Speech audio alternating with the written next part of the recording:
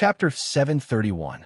The barbarians were not smart, so they did not understand what had happened. Rather, they were filled with gratitude towards Chu Tian.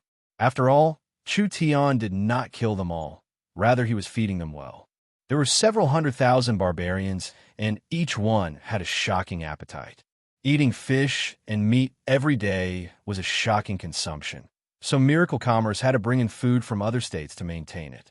The barbarians lived in a city that had been abandoned to avoid the beast disaster. Miracle Commerce's employees installed streetlights, repaired the houses, and established law and order for the barbarians. Chu Tian promised that humans would not interfere with the internal management of the barbarians, and the various barbarian tribe chiefs would form a team of several dozen people. The barbarians went from living in a primitive society to living a modern life. Because the factories and mines were not open, the barbarians ate and drank all day, so their lives were very comfortable. Chu Tian ordered people to announce a cultivation technique called the berserk art to the barbarians. He wrote a ruler's letter announcing that he would reward the barbarians to practice. Father Miracle Commerce has money. You barbarians obediently practice your cultivation technique in the city. Don't eat your fill and cause trouble. Not only is the cultivation technique free, as long as you can practice it, you will be heavily rewarded. The barbarians did not dare believe that Miracle Commerce would not only feed them and give them better living conditions, they would also give the barbarians a cultivation technique to practice. This was simply too crazy. Only was this cultivation technique suitable for the barbarians? The barbarian civilization did not have any cultivation techniques passed down. This was not just because the barbarian civilization was low. The main reason was that the barbarians did not have any innate source spirit. So the human cultivation techniques and the mainstream cultivation techniques of the continent were not suitable for the barbarians. Therefore, most of the barbarians did not cultivate spirit energy and walked on the path of pure physical strength. The barbarians were all crazy with muscles. They were not worse than body refinement cultivators, but it was hard to find a true expert. Therefore, the barbarians could only be bandits since ancient times, harming one side, killing and pillaging as their profession. They had never established a kingdom or civilization, so the barbarians had a very low status on the continent. The several dozen barbarian tribe chiefs studied the cultivation technique. In the end, the old barbarian was shocked to find that this berserk art was a cultivation technique made for the barbarians. This cultivation technique was fundamentally different from the other cultivation techniques on the continent. The mainstream cultivation techniques of the continent focused on cultivating spirit energy, but this berserk art was innovative. It focused on tempering one's physique and focused on training one's life force. So it did not have a strong requirement for spirit energy. It was not an exaggeration.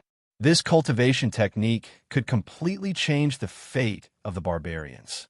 The entire barbarian race was stirred. They all believed in the country guarding ruler.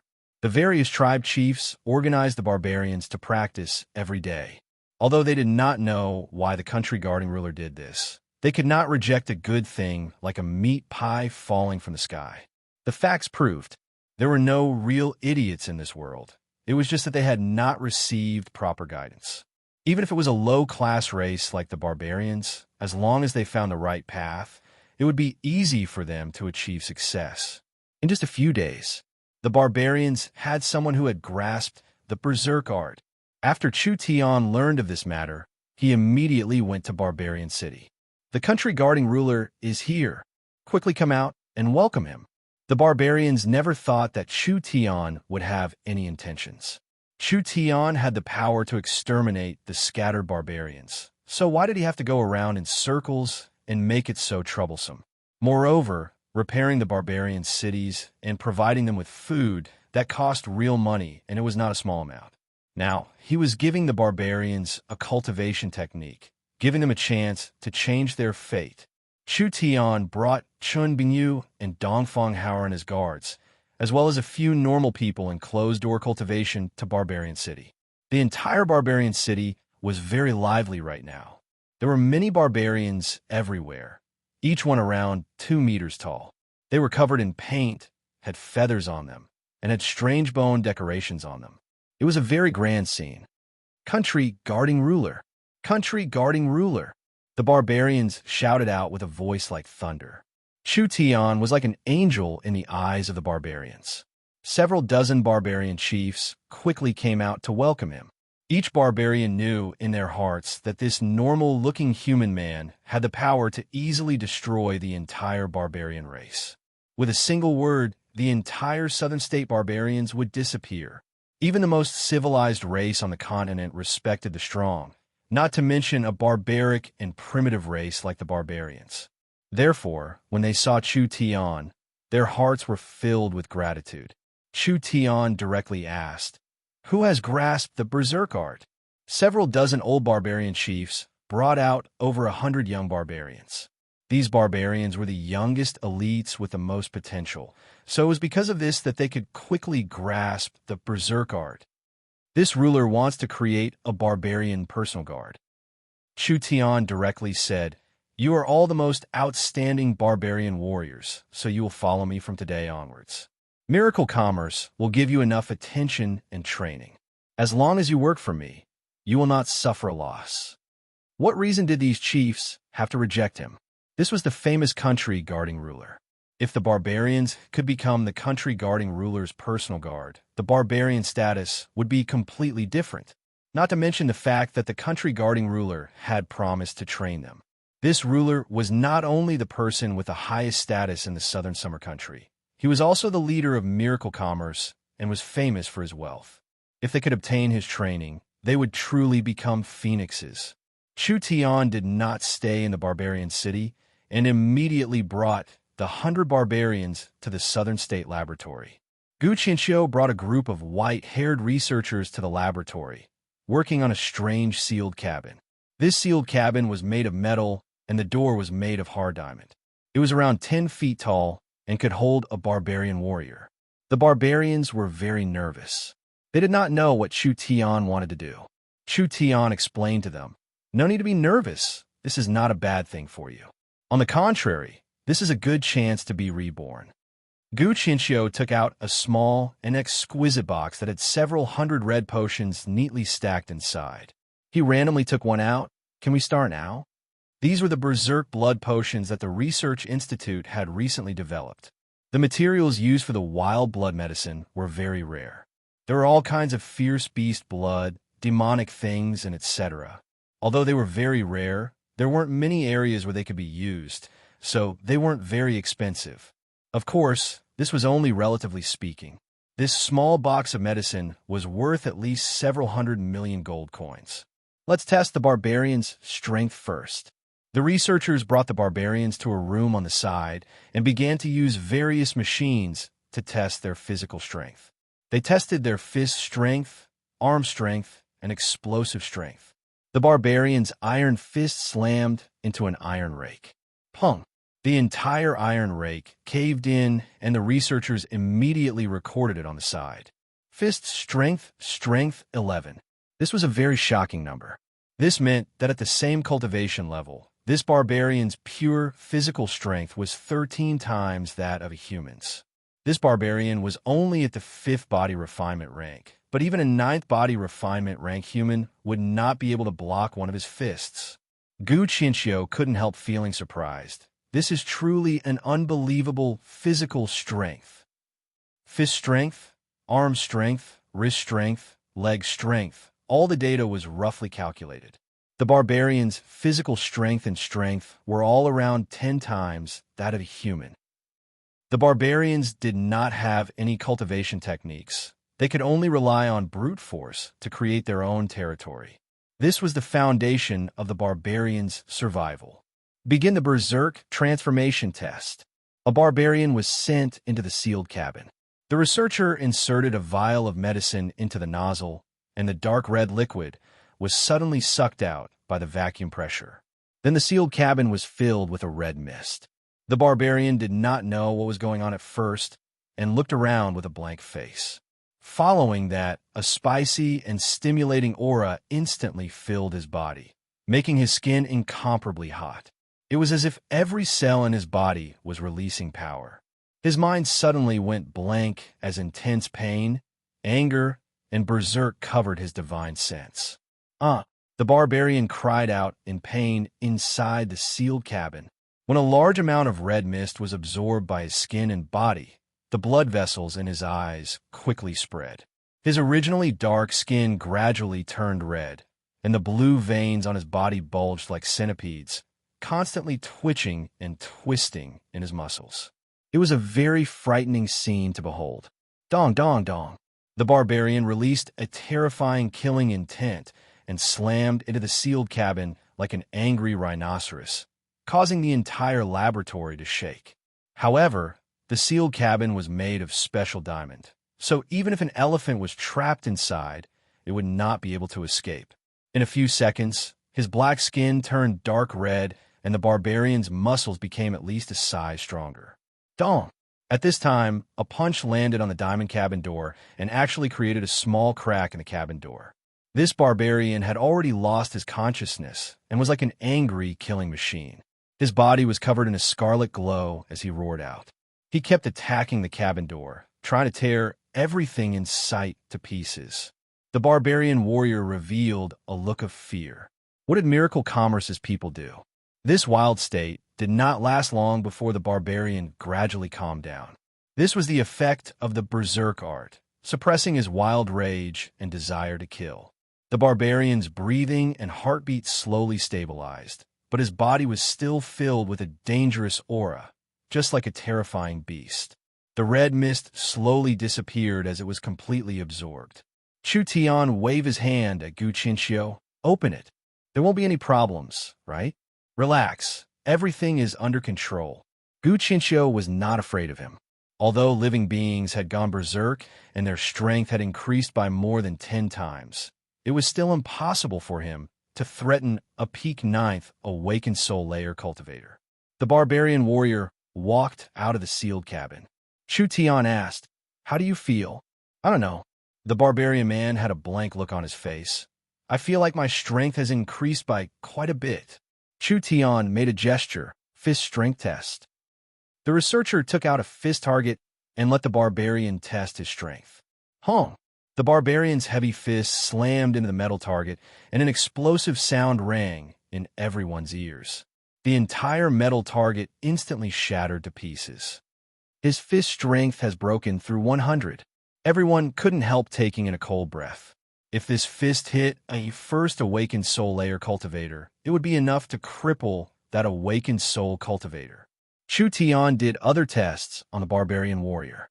Whether it was his physical strength, physique, endurance, or explosive power, they all received a terrifying increase. The barbarian's sensitivity to pain had greatly decreased, his willpower had increased by a large amount, and his body's recovery ability had increased by several times. This was the effect of going berserk. The Miracle Commerce researcher had a look of surprise. Chapter 732. The dwarves were naturally on guard against humans. This was the same reason as the elves being on guard against humans. Humans were one of the most complicated races on the continent. Saying they were noble, of course it wasn't right, but saying they were evil wasn't completely right either. However, the human traffickers and hunters in the Forest of Chaos were mostly working for the humans. The humans were gradually becoming the wealthiest and most technologically advanced group on the continent. Although the human race's overall strength was weaker than the spirit beasts and elves, their future potential could already be seen. The dwarves already had nothing. Being on guard was being on guard, but there was nothing to lie about, so he said everything he could. This dwarf's full name was Tino Oldman, living in the Oldman Mines 200 kilometers away. The Oldman Mines had around 50,000 dwarves at its peak, and after 100 years of development, they had built a large underground palace. The dwarves were a bit similar to the dragons, having a strong hoarding and liking to collect precious things. But compared to the dragons who were greedy, the dwarves only liked mineral deposits like precious metals, rare crystal ores, or divine weapons. Therefore, an old mine that had been operating for 100 years was no different from a treasure. This was also the source of all disasters. The dwarves followed the dark forest law, trying their best to hide themselves, but they were different from the other races. Once the other races were exposed, they would immediately move away, but the dwarves could not give up on their mines.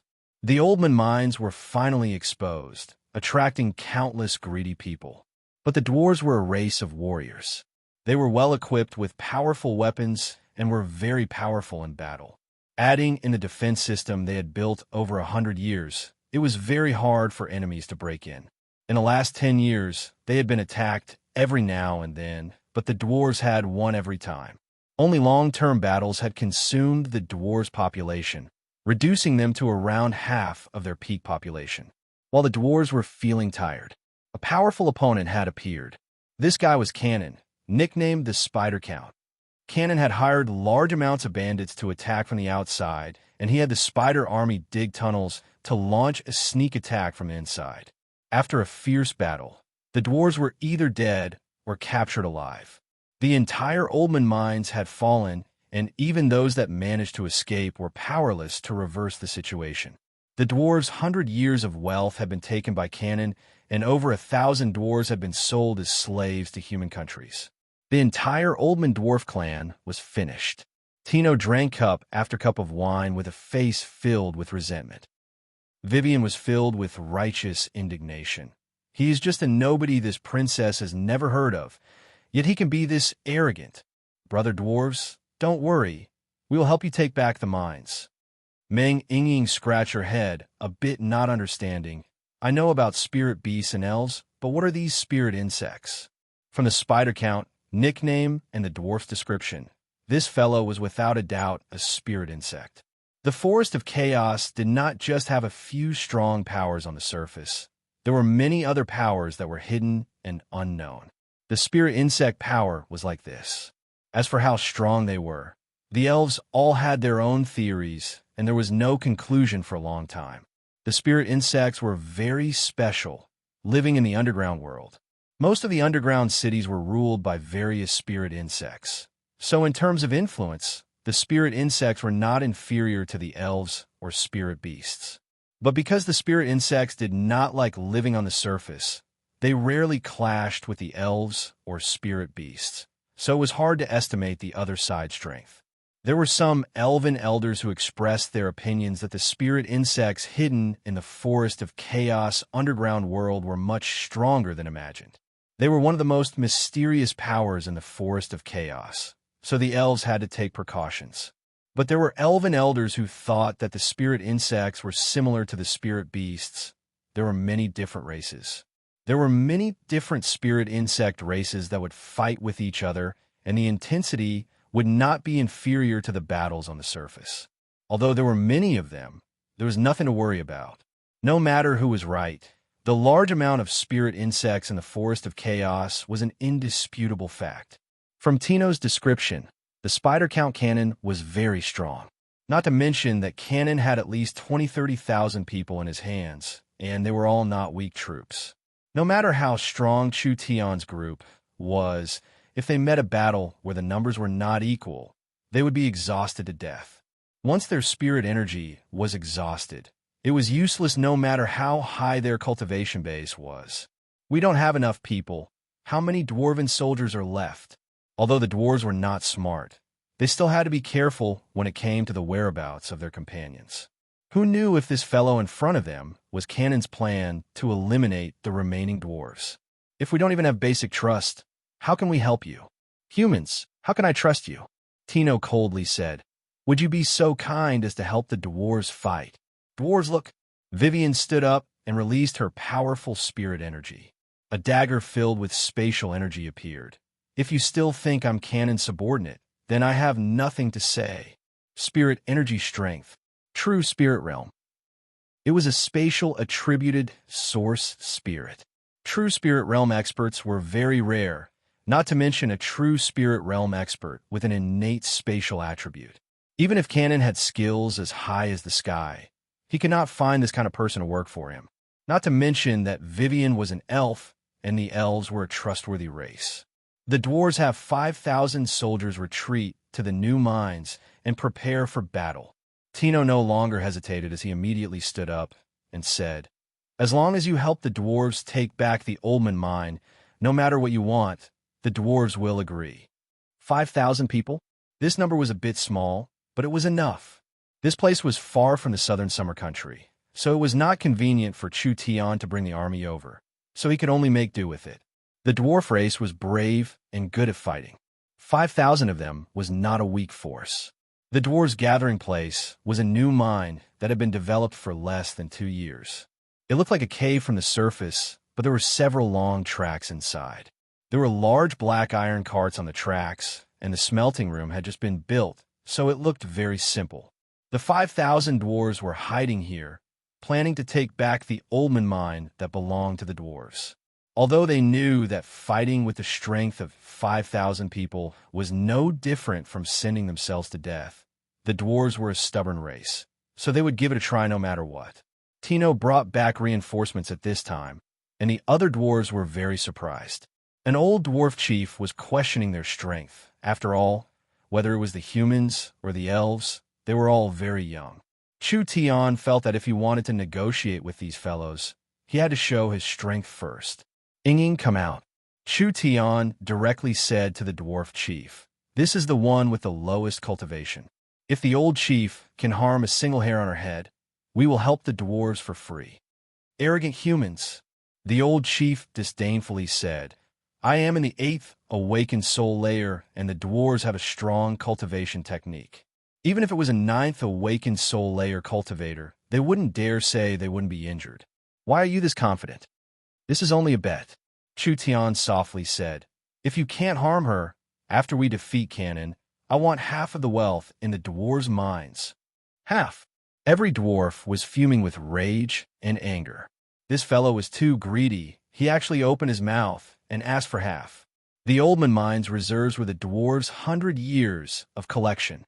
Cannon had only occupied the Oldman mines for half a year, and most of the things had not been transported yet. This half was a shocking number. This fellow was simply asking for a lion's mouth. This is very fair. Chu Tian did not think his price was high at all. Without the help of the 5 of us, not to mention half of your 5,000 people, you would only be sending yourselves to death. The dwarves were famous for their stubborn tempers. How could they tolerate this kind of arrogance? A dwarf shouted, "You want to take half with just the 5 of you? Don't you think you're too greedy? It's not quantity, it's quality. The benefits and risks are equal." Chu Tian did not back down at all. No one knows if Cannon has a stronger power behind him. So helping the dwarves this time is also a risk for us. "All right, I'll bet with you." The dwarf pulled out a battle hammer. This hammer was completely black and flowing with the glow of lava, releasing a strong aura. It was clearly a soul-contracting weapon. "I want to see if you can block my hammer." The might of a soul-contracting weapon was shocking. The old dwarf chief had a deep cultivation base at the 8th awakened soul layer. The most important thing was that the dwarf's cultivation technique was wild, overbearing, and powerful. Even if a 9th awakened soul layer cultivator was hit by this hammer, if they didn't die, they would still be heavily injured. Meng Ying gave a snort, and her body was covered in starlight. "Come at me. If I dodge, it'll be your win." The old patriarch let out a low roar, and the floor under his feet cracked from the oppressive force. The huge hammer erupted with intense flames, and the air in the entire mine was boiling hot. When the hammer was swung up, the surrounding space crackled, as if a fire dragon was dancing in his hand. Meng Ying's brows jumped up. The dwarf's strength was truly overbearing. She immediately put away her contempt and released her source spirit, which was a beautiful mirror. A glow came from a mirror and covered Meng Ying's body. Ying's mirror source spirit had 2 abilities. The first ability was mirror imitation. As long as she was strong enough, Ying could copy any cultivation technique or source spirit. Although it was only temporary, it allowed her to have all kinds of abilities. The second ability was mirror reflection, which was a defensive ability. When Ying was attacked, this source spirit's power would reflect a part of the attack back. When the Starlight Immortal Body and Mirror Source Spirit were used at the same time, Ying's defensive power increased by several times. The Dwarf Chief's wild hammer slammed down on Ying's body. With a giant explosion sound, the surrounding ground was shattered by the force. Meng Yingying only used her arms to block it, and she wasn't injured at all. What? The dwarf chief was shocked. An earth-shattering strength was reflected back at him like a mountain. The dwarf chief spat out a mouthful of blood and was sent flying into the wall, creating a large hole in it. Chief! The other dwarves were all shocked. Meng Yingying had a proud look on her face. Although the starlight protecting her body was showing signs of cracking, it had not been broken. This old fellow was truly strong. Meng Yingying used all her strength to activate the mirror source spirit and used up half of her spirit energy to send him flying. The dwarves did not look down on these 5 people at all. If the weakest person had this kind of strength, then how strong was the strongest? This team of 5 had the ability to turn defeat into victory for the dwarves. The dwarf chief was supported by his clansmen as he walked out. The dwarves agree to your request. As long as you can kill Cannon and take back the mine for the dwarves, half of the wealth will belong to you. Chapter 733. In the era Chu Tian lived in, the barbarians no longer existed. Chu Tian had done some research on this race. Speaking of the barbarians were considered close relatives of humans in the ancient era, but they were mixed with the bloodline of an ancient beast. The barbarians' ancestors were a very strong race, but after several tens of thousands of years, the wild energy in the barbarians' blood became thinner and thinner, so this race became weaker and weaker. The barbarians were a rare race on the continent that relied on physical strength. Although they couldn't awaken their source spirit and weren't suited to cultivating any attributed cultivation techniques, the barbarians had a very strong life force. If they could cultivate a non-attributed cultivation technique and develop their physical strength to the peak, the barbarians would still be a strong race. The wild blood medicine was a special medicine that could cause a berserk reaction. What was berserk? Berserk was similar to demonic transformation. When the hell flames invaded Thunder State, the abyss aura caused a large amount of humans to be demonized. It made many weak, low-level cultivators suddenly turn into terrifying abyss demon soldiers that could threaten high-level cultivators. This was a result of the demonic transformation. Berserk and demonic transformation were the same, but the principle was different. Dark energy infecting a living being was the cause of the demonic transformation. But the berserk transformation was when the power of a fierce beast surged in, stimulating one's potential and fully developing one's physical strength. The demonic transformation was even more extreme, so it was basically irreversible. Although the berserk transformation was not as extreme as the demonic transformation, normal living beings would still pay a large price for going berserk. Berserk could increase one's strength by a large amount, but the price was losing one's rationality. They would become crazy and bloodthirsty, unable to differentiate between friend and foe. The berserk transformation would crazily kill everything they saw. There would be no pain, no fatigue, and finally they would die. The barbarians had a special physique and bloodline, so they were one of the few living beings that could undergo the berserk transformation. The berserk art was a cultivation technique made for the berserkers. Not only could it increase the berserker's potential, it could also suppress the berserker's berserk state, allowing the berserker to maintain a clear mind in battle. The most important thing was that with each berserk transformation, this cultivation technique would quickly evolve. When this terrifying super soldier type was created, Chu Tian would bring them to fight all over the place, allowing the berserkers to fight more often. This way, the berserker's strength would become higher and higher. Each berserker had a strong destructive might. Once they went berserk, they would not feel pain, fatigue, or fear. They were a group of killing machines that would never stop. This was a soldier type that could quickly level up. Gu Qianxiu began to transform the other 100 barbarians into berserkers. These barbarians were the elites of the barbarians. When they went berserk, they could instantly cripple a second to third awakened soul layer cultivator in close combat. If these warriors formed a large army in the future, they would become a sharp blade in Miracle Commerce's hands. They could be considered a trump card army in a warring kingdom. This was a high-level army that could grow. Chu Tian planned to create a berserker army in a month. The initial cost of creating these berserkers was not low, mainly because of the berserk blood potion. After the berserker army was formed, they would need the berserk blood potion to increase their strength. But compared to the value of the army, Miracle Commerce could accept this price. A strong army could not have strong equipment. Chu Tian specially ordered a set of equipment for the berserker army. First was the normal equipment and weapons. The barbarian warriors were very strong, so normal light armor and weapons were not suitable for them. Therefore, the berserkers' basic equipment was a set of thick, profound iron armor and a giant battle axe that weighed several hundred pounds. The equipment itself was made of level 3 metal with runes engraved on it, so normal awakened soul cultivators would find it hard to break it. If this equipment was worn by a human, they wouldn't be able to stand after a few steps, but to the berserkers, it was as light as a feather.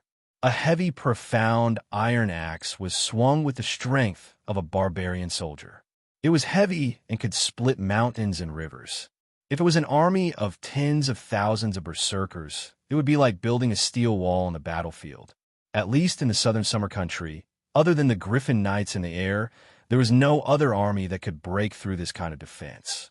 How could normal equipment be enough? This was Miracle Commerce's direct army.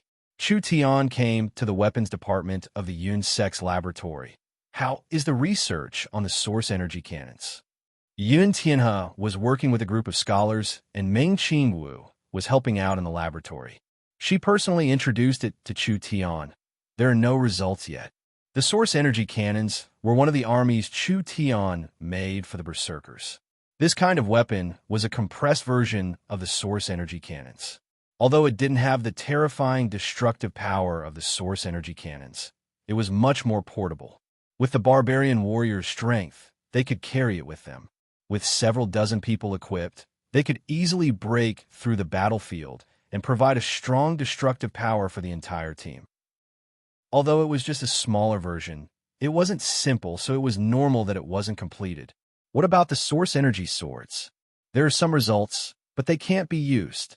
Through the window of a laboratory, Chu Tian could see a few researchers working on a strange weapon. This weapon looked like a small handle with a strong energy structure inside.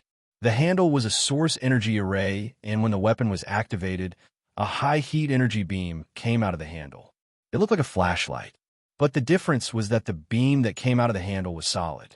The high energy combined and formed a solid substance, so it had a terrifying temperature and could cut through steel like tofu. This was a basic close combat source energy weapon. Chu Tian had provided the blueprints and let the laboratory try to make it. From the looks of it, the results were not good enough, and each energy sword was unstable. What are the main problems? The main problems are materials and energy. Meng Qingwu replied, most of our materials come from the southern summer country. Even if we use the highest grade materials, it is hard to bear the heat and energy produced when the energy swords are formed. Moreover, our energy batteries are not strong enough, and the energy swords weaken after 10 seconds, so it is hard to keep the energy sword stable. When we were making the source energy cannons, we had already used up all of our high-grade metals. Chu Tian gave a sigh. There really was nothing perfect in this world. He was prepared to make 8,000 berserkers. Each berserker would wear heavy armor, a heavy axe, and they would be equipped with source energy grenades, source energy swords, individual cannons, and storm rifles, suitable for all kinds of situations. If he really had this kind of army, Chu Tian could directly charge into the forest of chaos and kill everyone. No matter how strong the locals were, could they block this kind of formation? Perhaps 100 storm rifles would be enough to make the locals run away like rats. We need large amounts of weapons. Meng Qingwu was very clear on Miracle Commerce's situation, especially the source energy cannons and storm rifles, these super strong weapons. Only, these weapons have very high requirements for materials. If the southern summer country can't find this kind of ore, I'm afraid we will be stuck for a long time. Time is precious. We can't drag it out. Chu Tian said, from tomorrow onwards, will split up. You wouldn't be thinking of going to the Forest of Chaos first, right? Miracle Commerce was not prepared yet. So wouldn't going to the Forest of Chaos in a rush alert the enemy? The Eagle Burial Kingdom could make a move against the southern summer country at any time. So Chu Tian had to prepare ahead of time. You'll stay in southern state to take care of the infrastructure on the outer layer of the Forest of Chaos, as well as the recruitment of soldiers. I'll enter the Forest of Chaos. Relax, I'm going to find resources this time, and ask around. I won't make this matter big. Meng Qingwu was a bit hesitant. I'm afraid it's too risky. I'll bring Vivian with me. Everything will be fine. Vivian's cultivation was deep, and she had an innate spatial energy. Even if she met someone she couldn't beat, she would most likely be able to run away.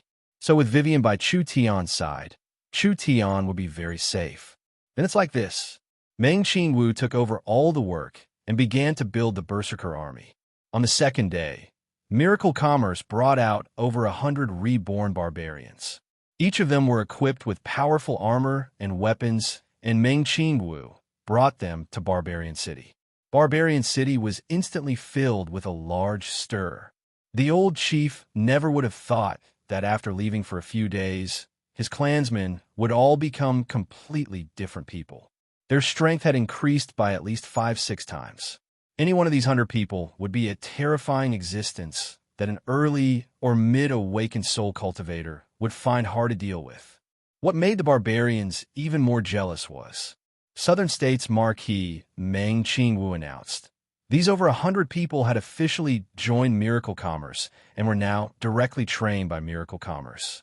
This was equal to receiving an iron rice bowl. Miracle Commerce was famous for their generous treatment. Other than that, each barbarian that became a berserker would not only gain strength, their families would also be taken care of by Miracle Commerce.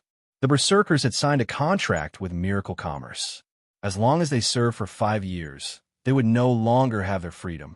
The berserkers had the right to withdraw from the army and return to the barbarian region to live. Miracle Commerce did not need to take the initiative to recruit soldiers. In just a few short days, several tens of thousands of young barbarians begged to become Miracle Commerce's soldiers. They would give you strength, freedom, and even take care of your family. To the barbarians, this was a chance to stand out. Of course, Miracle Commerce would not be polite. Meng Qingwu used her status as the Southern States Marquis to announce that as long as they cultivated the Berserker art, they would be able to join Miracle Commerce's reserve army and receive the Berserker transformation. Once the news came out, in just 2 short days, the number of Berserkers in the reserve army reached over 1,000.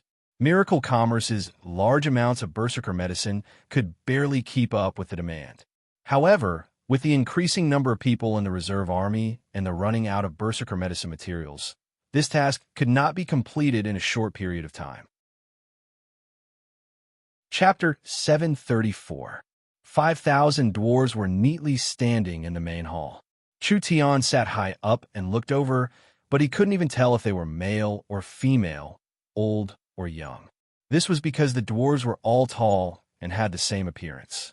They had rich hair, and their faces were covered in beards, which was the symbol of the dwarves. Even if they were male or female, they were the same. Other than that, they were less than 1.40 meters tall, but they grew horizontally, forming a triangle of muscles. Kill cannon. Kill cannon. Take back the Oldman mines. Take back the Oldman mines.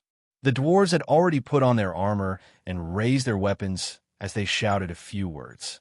Following this, all the wine and meat in the warehouse were brought out, letting the dwarves eat and drink to their heart's content. They were prepared to burn their boats and fight to the death. The dwarves were not a race that was easy to get along with. Not only did they have a fiery temper, they were also very stubborn. Once the dwarves decided on something, even the Heavenly Emperor would find it hard to change it. So once the dwarves held a grudge, it would be a lifelong grudge. Actually, anyone with a bit of brain could understand that the Oldman mines could not stay any longer. Even if the dwarves took back the mines, they would not have the power to defend it. This 100-year-old mine was destined not to belong to the dwarves. How could these several thousand people defend their homeland? Would the dwarves leave? Impossible. Chu Tian understood these stubborn fellows. They knew that they would die if they stayed in the mines, so they were not willing to give the mines to others. However, this was an opportunity for Chu Tian.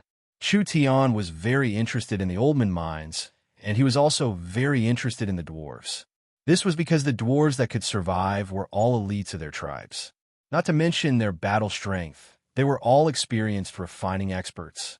Chu Tian was strictly a businessman, and the benefits these dwarves could create were very large. Miracle commerce was still lacking in material refining and production. If they could take this chance to swallow Oldman's small town, wouldn't that make up for Miracle Commerce's shortcomings? Not bad, not bad. Swindling others. I'm the best at it. Vivian was eating her fruit when she found Chu Tian secretly laughing. What is big brother Chu Tian laughing about? Most likely you've thought of a plan to harm people. Meng Yingying acted like she understood Chu Tian the most. Vivian was shocked. Big brother Chu Tian is a good person. How could he harm people? These words almost made the silent Chun Bingyu choke on the side. Was the little elf selectively blind? Not to mention far away, Chu Tian had destroyed the barbarians' homeland without leaving any leeway. In the end, the barbarians were singing his praises and crying tears of gratitude towards him. In the future, they would have to fight for him. Speaking of this, these barbarians had been miserably cheated. Dong, dong, dong. The dwarves beat the war drums. The chief personally put on his armor and led his clansmen out. Chu Tian came over and said to the four of them, "We should also go." The Oldman mine was at the end of a canyon. This canyon was very common in the forest, and if one flew down from the sky on a flying demon beast, it would be a very common terrain in the forest. There was nothing special about it at all. Who would have thought that there would be more than a dozen types of energy veins underground, and that a group of dwarves would be attracted to station here? There were several canyons in this area, and each canyon had many branches. Although the terrain was very common, the structure was very complex. The main entrance of the Oldman mine was just a very common mountain wall. Chu Tian looked in the distance and saw that the entire mountain wall was covered in vines and moss, even having a small waterfall hanging down. No matter how carefully he looked, he couldn't see a single trace. It was like a very common place. This is the Oldman mine. This wall has a mechanism designed by the dwarves. The dwarf chief said this and took out a foot-long stone key from his chest. The key structure was very complex, and there were several different types of crystals embedded in it. As long as we insert the key in, the stone wall will automatically open. Dwarven brothers, let's kill our way in and take back our property and the mine. The dwarves were ready to charge in against a common enemy. Wait a minute. Chu Tian stopped the reckless dwarves. Cannon has several times more people than you. There is no chance of winning if you kill your way in. We have to fight even if we can't win. Dwarven brothers are not afraid of strong enemies. That's right. Dwarven brothers are not afraid of strong enemies. Even if we die, we have to kill Cannon. Don't be excited, Chu Tian said to the dwarves. Since we aren't in a rush, why don't we wait a bit first? Let us sneak in and assassinate Cannon. This way, the spider army will be in chaos, and won't you have a better chance?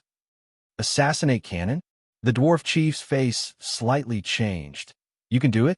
Other than here, there is no other place we can go. Would I say something I couldn't do? Chu Tian first asked for a detailed map of the Oldman mine. When he looked over the environment of the Oldman mine, he couldn't help being amazed. The scale of this mine was very large. The dwarves had built a large underground palace inside. The design of the Oldman underground palace was very reasonable. The entire underground palace was divided into upper, middle, and lower levels. The excavation area and the refining area were at the bottom level, with 6 large dwarven mines and several dozen craftsmen's houses.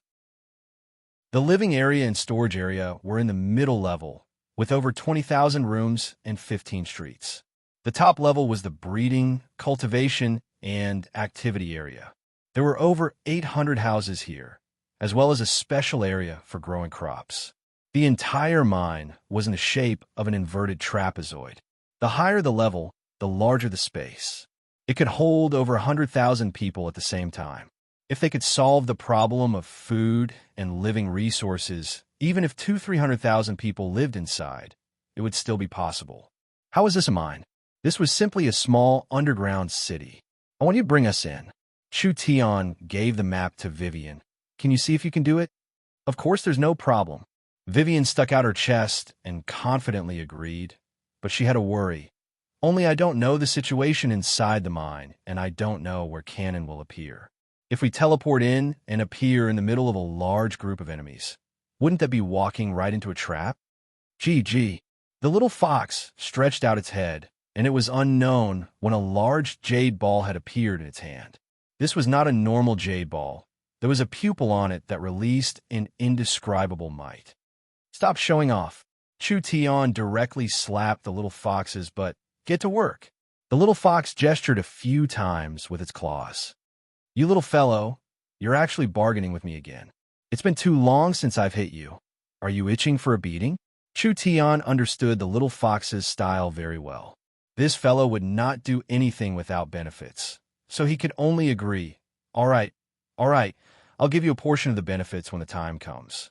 Vivian did not understand Chu Tian's pet too well. She only knew that this fellow had a bit of skill. Moreover, it was very intelligent, and its intelligence was higher than a normal human's. The little fox obtained a satisfied answer and began to release its divine sense while holding the divine eye. After a few seconds, the little fox opened its eyes, and those sparkling eyes released a glow.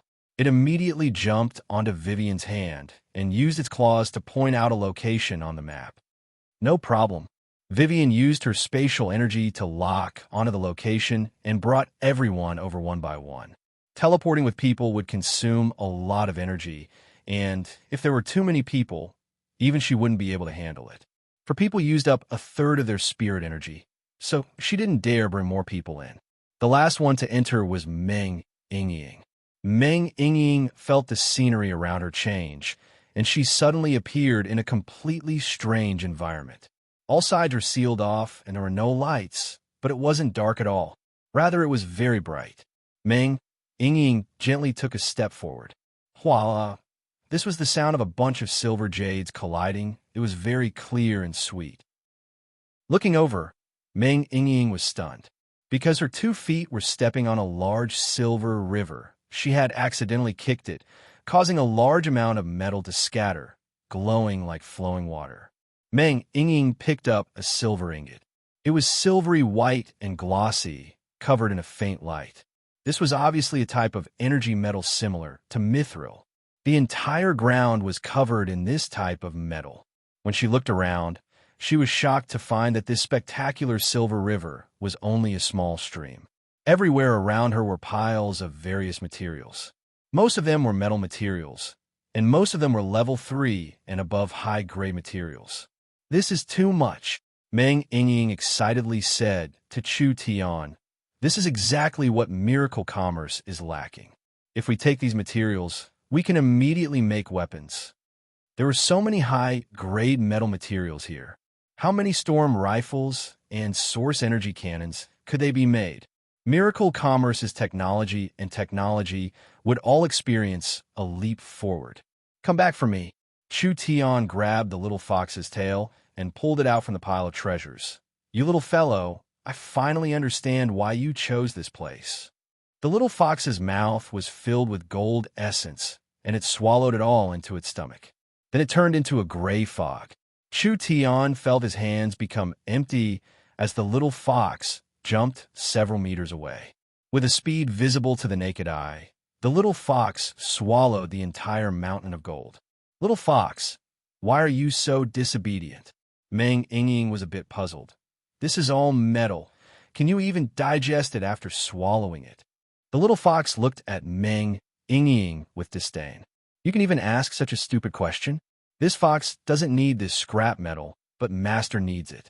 Then this fox will first store a portion in my stomach and wait for a good price. When the time comes, I'll be able to fiercely rip off Master. This bastard would tear the roof tiles if he wasn't beaten for 3 days. This damn fox really needs to be taught a good lesson. How could this little fox be caught that easily? Chu Tian was brought everywhere by it, but he couldn't catch it at all. The treasure room's doors suddenly opened. What's going on? Why is there a sound coming from inside? A few strange, sapient species walked into the storage room. They looked like a mix of humans and spiders. Their upper bodies were similar to humans, but their lower bodies had the 8 legs of spiders. They walked very fast, and each leg was like a steel blade. Spider race, a kind of spirit insect. Chapter 735. The Forest of Chaos did not have 4 seasons. There was only a rainy season and a dry season. It was the Forest of Chaos rainy season right now. The warm and humid air flowed from the west coast to the mountain range, covering the entire Forest of Chaos. The fertile soil and sparse population made it very easy to obtain food, and there were many varieties to choose from.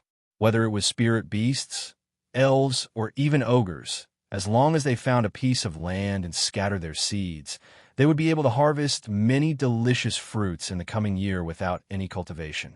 There was no kingdom, no law, and no order here. People did not need to pay taxes, and they did not need to bow down to anyone. As long as they were strong enough, there would be endless resources in the forest. This was a paradise for experts. It was a hell for the weak. The rich and complex environment gave birth to all kinds of life. From the ancient species to the rare beasts of the modern era, from the ancient dragons to the elegant elves, they all regarded the Forest of Chaos as their ideal home. Although the resources here could support 100 times the population, it was hard to not have fights where there was life. Humans fighting with humans, humans fighting with beasts, and beasts fighting with beasts were already the most common scenes in the forest. Desires were endless. For example, the Dragon Lord. This giant dragon had lived for thousands of years and occupied the noble dragon city. It was said that his wealth could be piled into the heavens. However, he was still not satisfied with this. He would plunder large amounts of wealth from the subordinate cities every year. The giants of the giant mountain range. They emptied 100 miles of mountains and built the largest palaces in the Forest of Chaos. The treasures inside were coveted by countless experts of the continent. The Elven King ruled the Elven Council, controlling several dozen elven cities and working with several small and medium-sized races, becoming one of the strongest powers in the forest. They controlled countless ancient knowledge and wisdom. The beautiful sea race queen built a city in the sea, stretching from the far west coast to the center of the Forest of Chaos. She wanted to take all the treasures of the sea and land into her hands. There were countless of these powers that were not weaker than peak warring kingdoms. They wildly explored the Forest of Chaos, endlessly fighting and killing. The powers intertwined with each other, and the Forest of Chaos was in chaos. Heroes rose together, the strong contended. The weak could only choose to be vassals, and even more the weak tried their best to hide themselves, maintaining the laws of the Dark Forest. No one knew just how many unknown secrets and strengths were hidden in this primitive forest. The Forest of Chaos, the outer region. This place was not strongly affected by the rainy season, but it was still warm and humid. This was a barbaric land with a low degree of development. The roots of the giant trees were everywhere. There were all kinds of fungi and plants, and there were countless poisonous snakes, insects, and flowers. It was like every corner was filled with a fatal danger. In the middle of this dense forest, there was a large open space. This looked like a demon beast's nest. There were several dozen giant lizards lying here, and each one was releasing a terrifying aura. They were covered in emerald green scales that glowed like they were made of emerald. There was a spring filled with life, energy in the center of these lizards. When soaked in this aura, the demon beasts could grow without hunting. Rustle, rustle, rustle. There was suddenly movement in the forest. The giant lizard smelled the scent and stood up. It let out a low, warning growl towards the forest. The bushes full of berries suddenly shook a few times, and a few extremely sharp sword cheese shot out. In an instant, the beautiful scales of the giant lizard were shattered, and several lizards were injured. Roar! The lizards angrily counterattacked. They opened their huge mouths, but didn't spit out anything. Instead, The roots and bushes on the ground seemed to be hit by some kind of energy. They all broke apart and scattered into the air. Each fragment looked like it had been twisted. 5 people wearing travelers' cloaks appeared in their field of vision. Although they were 5 inconspicuous humans, the lizards felt a dangerous aura and immediately attacked as a group. Who knew that at this moment, one of them waved his hand and cut open the space in front of him. The invisible energy that the lizards shot over was all swept into the spatial crack. Boom! The scales on the lizards' bodies instantly exploded, and all the energy fell on their bodies. The leader of the lizards was extremely angry. Its strong limbs kicked the ground, and it suddenly pounced at the 3 people. At this time, a little white fox jumped out, and its small body suddenly changed, turning into a giant monster fox. When the monster fox stared at it with a strange gaze, the lizard king instantly froze in place. Then it suddenly turned around and attacked the other lizards. Another person jumped out. A cold wave came out and froze a lizard into an ice sculpture. Another person conjured a giant sword and sliced the ice sculpture into pieces. There was no suspense in this battle. The 10 lizards were not weak, but they were still level 2 demon beasts. There were a few strong ones that were in the 7th or 8th awakened soul layer, and the weakest of these humans was in the 7th awakened soul layer. There was even an elf that had the strength of a true soul cultivator. That's right. These 5 travelers were not others. They were Chu Tian's group. Meng Yingying took out a whistle and forcefully blew it. The surrounding forest began to tremble, and a large group of people charged out. When these people saw the lizard corpses on the ground, they all began to cheer in pleasant surprise. The village chief gave the 10 sacred herbs to Chu Tian. This was their thanks to Chu Tian's group. This life essence water originally belonged to their village, but it had been forcefully taken by a group of lizards that passed by. The village had tried to attack them several times, but they had suffered heavy casualties and returned without any results. Today they had met 5 outsiders that were willing to help, so everything that had just happened. They never thought about it. Just by casually eradicating a nest of lizards, they could actually obtain so many precious herbs, and this was only from an unknown small village. The Forest of Chaos was rich in resources. It was not something the southern summer country could compare to. That night, the spirit beasts had already lit a bonfire. Those large pieces of juicy lizard meat were all placed on the fire with iron rods. The fragrant fat continued to drip into the fire, making a sizzling sound. The rabbit people were dancing around the bonfire. Each one of them had a look of joy on their faces. Several cute rabbit race girls were carrying good quality lizard meat as they blushed shyly and delivered it to Chu Tian. Their eyes were filled with hints. If there was a need, they were willing to provide some special services. There were no moral restrictions in the Forest of Chaos, and the spirit beasts were like this. Chu Tian looked at the rabbit race girls with interest. From their appearance, the rabbit race people were in line with human aesthetics. They were not covered in fur like some spirit beasts. The spirit beasts had many human characteristics, only having rabbit tails, ears, and etc. The rabbit race had quite a bit of foreign beauty. These rabbit race girls were clearly specially chosen by the village chief to curry favor with them. Chu Tian left a few rabbit race girls to drink with them, while also asking around for information. Meng Yingying used the prepared source energy barbecue array to reheat the meat. The taste of this meat isn't bad. Is that so? I think it's a bit old. They ate until their mouths were covered in oil, and the little fox had already eaten several dozen kilograms of barbecue meat. They were surrounded by rabbit race people, delicious barbecue meat, unique fruit wine, and primitive village. All of this had a special flavor. In short, it was something that couldn't be felt in a human country. They brought a total of 5 people this time. Chun Bingyu, Dongfang Haoren, and Vivian. These 3 were either bodyguards or guides. As for Meng Yingying, she was just here to play. Chu Tian was already a high-level awakened soul cultivator at the 8th awakened soul layer.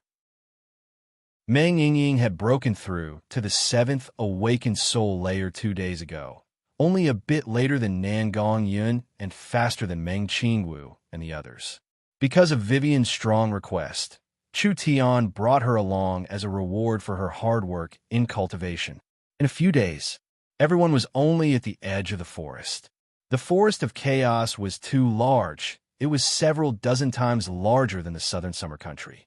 Although this area was mainly covered in forest, it was not completely covered in forest. There were also deserts, beaches, swamps, and other areas. Other than that, the population density of the Forest of Chaos could not compare to the southern summer country, but the demon beast density was several times that of the southern summer country.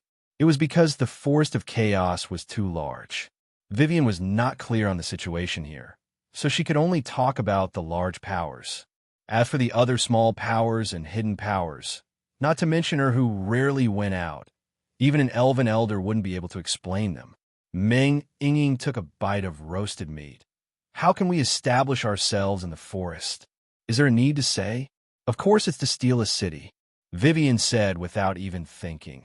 The Forest of Chaos has tens of thousands of cities, and most of these cities are built in places with the richest spiritual veins, the most resources, and the safest environments. As long as we can steal a city, we can become a lord and develop our influence through managing the city. For a small village like this, there's a lot of mobility. It won't be able to grow. Meng Ying found this very interesting. Then what are we waiting for? Can't we just directly steal it? Chu Tian rolled his eyes. If stealing a city was that easy, the Forest of Chaos would have already been unified by others. That's right, that's right. Vivian nodded in agreement. The Forest of Chaos is much larger than the southern summer country. Any random forest city would have quite a few true spirit cultivators guarding it. If we want to capture this city, the difficulty would not be lower than capturing the southern summer imperial city. Meng Ying was secretly speechless. Any random city in the Forest of Chaos had this kind of shocking strength. With Miracle Commerce's current strength, they really couldn't steal it. Even if they did, they wouldn't be able to defend it. After all, in this chaotic area, the hundreds of races were very chaotic. Vivian said with a sigh, "It's a pity that I'm not an adult yet. Otherwise, I could ask Royal Father to give me an elven city." Pooh! They almost spat out the food in their mouths.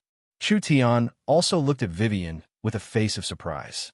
Although he knew that Vivian's status was not low, he never thought it would be this high. Could it be that her father really was the Elven King? Chapter 736. The spider people were half human and half spider, but one shouldn't think that their upper bodies were exactly the same as humans. In fact, even if the spider people ignored their lower bodies and compared their human-like upper bodies, they were still two completely different races from humans. First, they didn't have mouths and only had mouth parts similar to arthropods.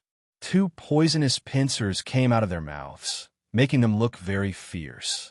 The spider people also had insect compound eyes, with a total of 4. Their hair was ash gray and was rather sparse. Just from the description, one could imagine how ugly this creature was. Of course, ugly was relative.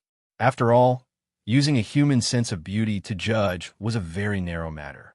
Weren't humans ugly in the eyes of the spirit insects? 6 of the spider people's 8 legs were slender, like steel blades. The first 2 were very thick, able to easily dig through the ground. Actually, the spider race was a very common race among the spirit insects. They were cunning, sharp, and cruel. They were proficient in setting traps and using poison, so most of them were experienced hunters. A strange sound from a storage room attracted the attention of the guards. Several spider people opened the door and came in to patrol. Those steel blade-like legs stepped on the metal on the ground, letting out a clear, grinding sound. Actually, the spider people's legs were special. Not only could they easily dig through the ground, they could also absorb spirit energy, allowing them to stand on walls and even walk on the ceiling. No matter what kind of terrain it was, it could not stop the spider people. Other than that, the spider people's legs were covered in fine hairs. These hairs were not decorations. They were covered in the spider people's unique spirit energy. This spirit energy could be transmitted several meters away, and even the slightest vibration could not escape the sharp senses of the spider people. Several spider people looked around, but they didn't find anything strange. Could it be that they were thinking too much? When the spider people were filled with doubt, their sensitive bodies suddenly felt a very slight vibration, as if there was a sound coming from under their feet. When the several spider people lowered their heads, the metal ingots under their feet were frozen by the blue and white frost. By the time they felt that something was wrong, it was already too late. The cold current quickly gushed out, and the several spider people didn't even have time to react before they were instantly frozen into ice sculptures. Chu Tian used his sword to hit each ice sculpture, and they instantly shattered into pieces. Hurry up! The little fox was a bit unwilling to take out the eyeball. Its divine sense spread out with the divine vision, and everything in the Oldman mine, even the most inconspicuous detail, could not escape its eyes. In the second floor of the palace, there was a tall and strong spider person.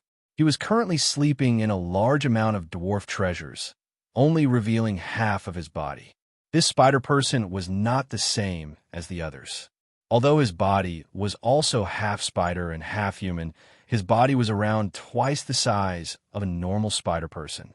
The skin on his upper body was dark green, and the surface of his body was covered in strange totems and runes. He was wearing a gorgeous armor and a purely decorative cloak. There was also a 3-meter-long spear beside him. That's right, it had to be the spider Count Cannon. Cannon was sleeping soundly, but the pillars around the palace were covered in dense spider silk webs. When the little fox's divine sense entered the palace, almost all the spider silk began to tremble. This tremble followed the pillars and the ground, finally being sensed by Cannon's leg. Who?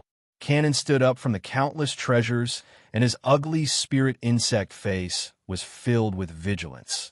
Divine sense? Someone is using their divine sense to spy on this place. There's a mouse that snuck in. When he heard the leader's voice, in an instant, several hundred elite spider race warriors charged in. Search! Cannon angrily roared. It should be nearby. Have everyone gather here. We have to find the mouse for me. Almost in an instant, several thousand spider race people began to move. They used their high senses and speed to quickly search around the hall for the intruder. The little fox put away its eyeball and quickly gestured to Chu Tian. Vivian asked, "Have you found it?" "We've found it, but it's a bit bad. We've already been discovered." "What? How did they find us?" Chu Tian never thought that the spider race would have this kind of special ability. Not only could their spider silk sense normal vibrations and energy changes, they could even sense divine sense scanning. This was very rare. Cannon has gathered his army. It's impossible for us to sneak attack. The entire mine is filled with spider race, people searching, and once they find our location, we won't be able to complete our mission. Everyone's faces slightly sunk. Although the 5 of them were very strong, they couldn't resist the attacks of tens of thousands of people. Not to mention that from the dwarf's description, Cannon himself was a true spirit realm expert. They thought that with Vivian's spatial abilities, this assassination would be very easy, but who would have thought that something like this would happen? It seemed like they had underestimated these insects. Meng Yinging nervously asked, "What do we do?" "This matter is a bit troublesome, but there's no need to worry." Chu Tian maintained his calm. Actually, there was nothing to be afraid of. The little fox can release its divine sense through the divine eye, so it can jump to any spatial location. This is different from radiating divine sense from a person. Cannon's search will be fruitless, so his people will spread to other areas. When the number of troops decreases, we'll make our move at that time. All right, it was just like Chu Tian had guessed. Cannon thought that the intruder was nearby or even in the palace. So he gathered several thousand people to search every corner, not letting go of a single corner. The spider people had a strong perception, and with this many people searching, even if the other side had a powerful concealment technique, they would not be able to hide. However, no matter how the spider people searched, they couldn't find the other side. This made Cannon a bit uneasy. Could it be that the other side had already escaped when they were discovered? This place was heavily guarded both inside and outside. If they could escape from this kind of defense, they would not be ordinary people. Humph, slime mice. Cannon was a bit restless. Search. We have to find them even if we have to dig 3 feet into the ground. I don't believe that they can disappear into thin air. Cannon ordered the spider army to scatter and search, but he placed spider webs around the palace and every entrance. This way, they could prevent the other side from sneaking back and attacking. No matter how skilled they were in stealth, they couldn't just pass through walls, right? Even if they passed through walls, the slightest change in energy would be captured by the spider webs. Not to mention that Cannon was very cautious.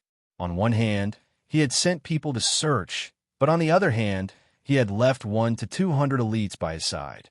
This was enough to deal with any sudden situations. Cannon could not understand. Why would someone run in here? Just as he was feeling confused, the spider webs around him began to tremble again. This time, it was not a divine sense scan, but a violent energy disturbance. An incomparably sharp energy directly repelled all the other energies in this space, forcibly tearing open the space. Not good. Spatial energy. Cannon was shocked. Be careful. There's an assassin. Vivian tore open a spatial passage, and several people charged out. Over 100 spider bodyguards surrounded Cannon, so Vivian raised her blade and sent out a spatial slash.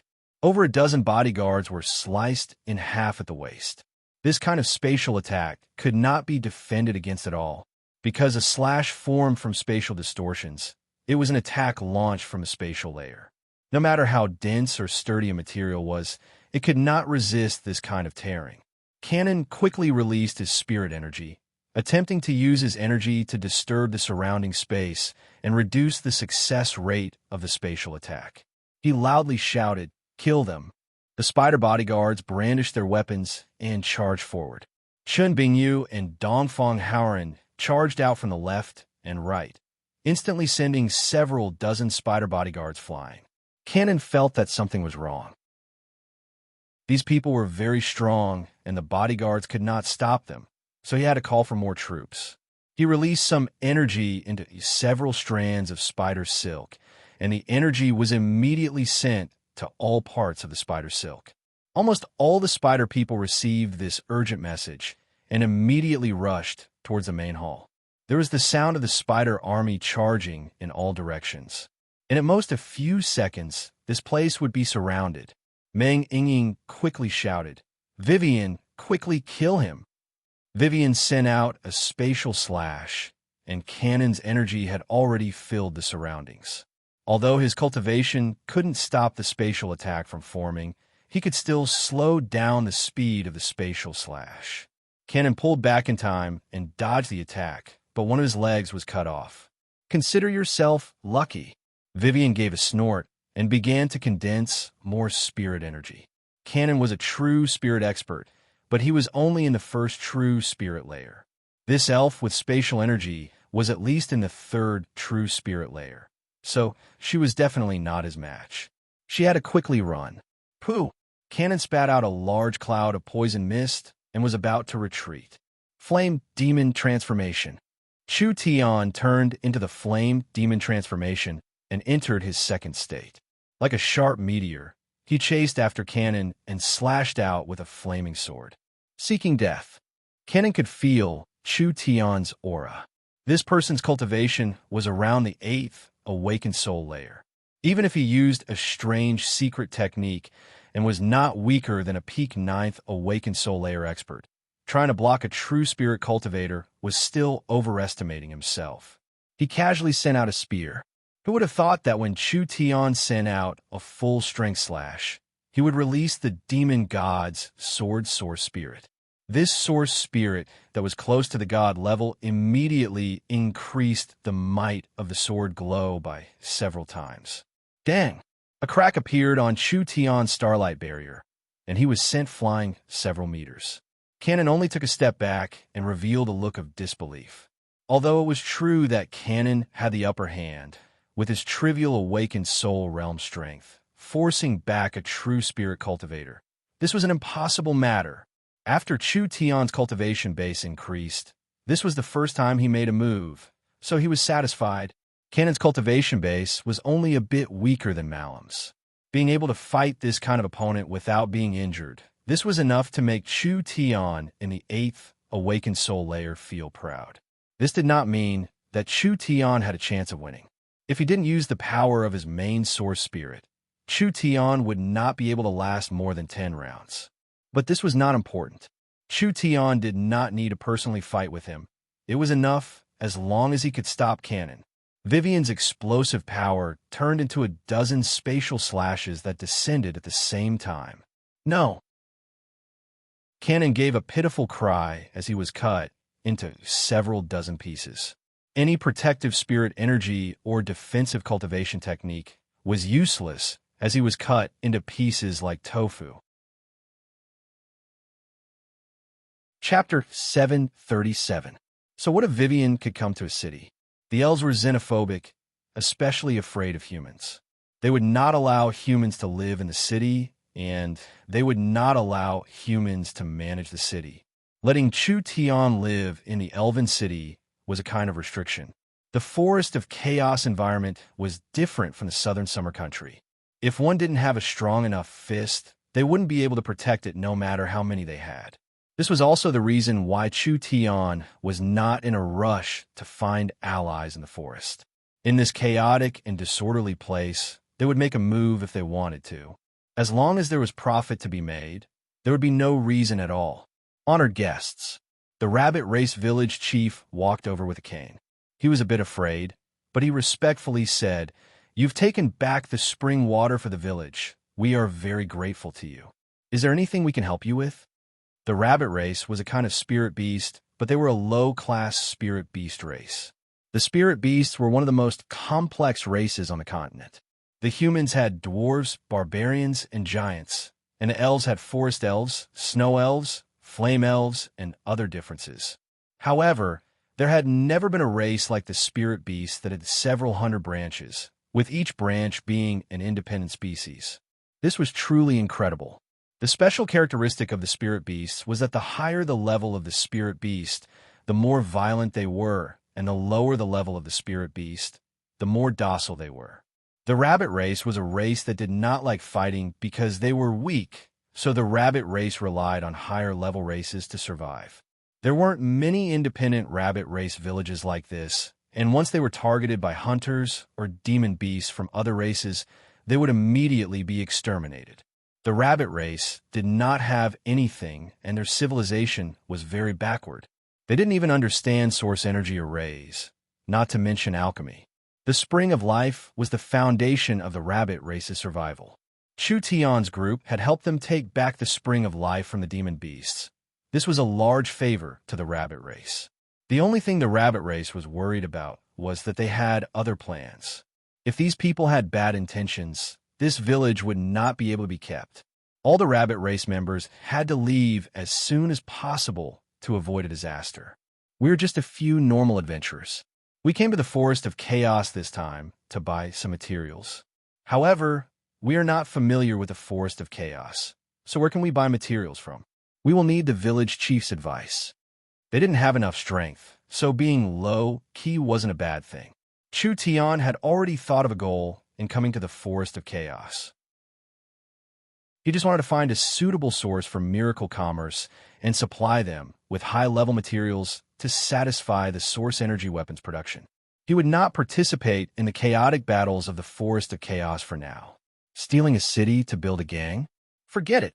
With their current strength, any random tribe would be able to cripple miracle commerce. Haste makes waste. He would first create a berserker army. Around 100 miles from here, there is a small settlement. It is a temporary small town, and if the nearby villages need to exchange for supplies, they will all be done in this small town. The rabbit race village chief let out a sigh of relief. Although this small town isn't big, there are quite a few forest specialties. Even if you can't find anything Sir is satisfied with, it is quite convenient to obtain information there.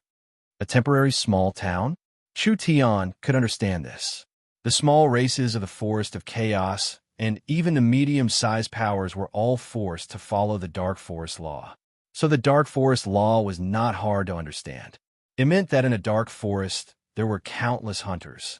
These hunters could all become each other's prey, so it was necessary to hide in this kind of environment.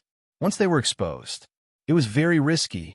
Not only would it attract the attacks of other hunters, it would also attract the attention of other giants.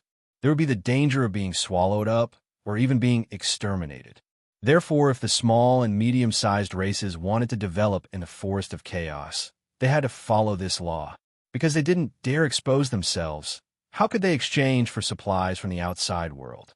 This kind of temporary small town was a method. When the villages needed supplies, they would disguise themselves and come to the small town. After exchanging for what they needed, they would immediately leave this place, not daring to stay too long to avoid attracting the attention of others. Since they had obtained some information, they would set off. "Sir, please wait." The rabbit race village chief could see that Chu Tian was the leader of this group. He gently clapped his hands, and several well-developed rabbit race beauties came out. These rabbit race girls had all washed themselves, and their watery eyes stared at Chu Tian. What is the meaning of this? These are the 10 most beautiful girls in the village. They are all virgins. They are now offered to Sir, and will become Sir's personal maids. The rabbit race is gentle and warm. They will definitely serve Sir well.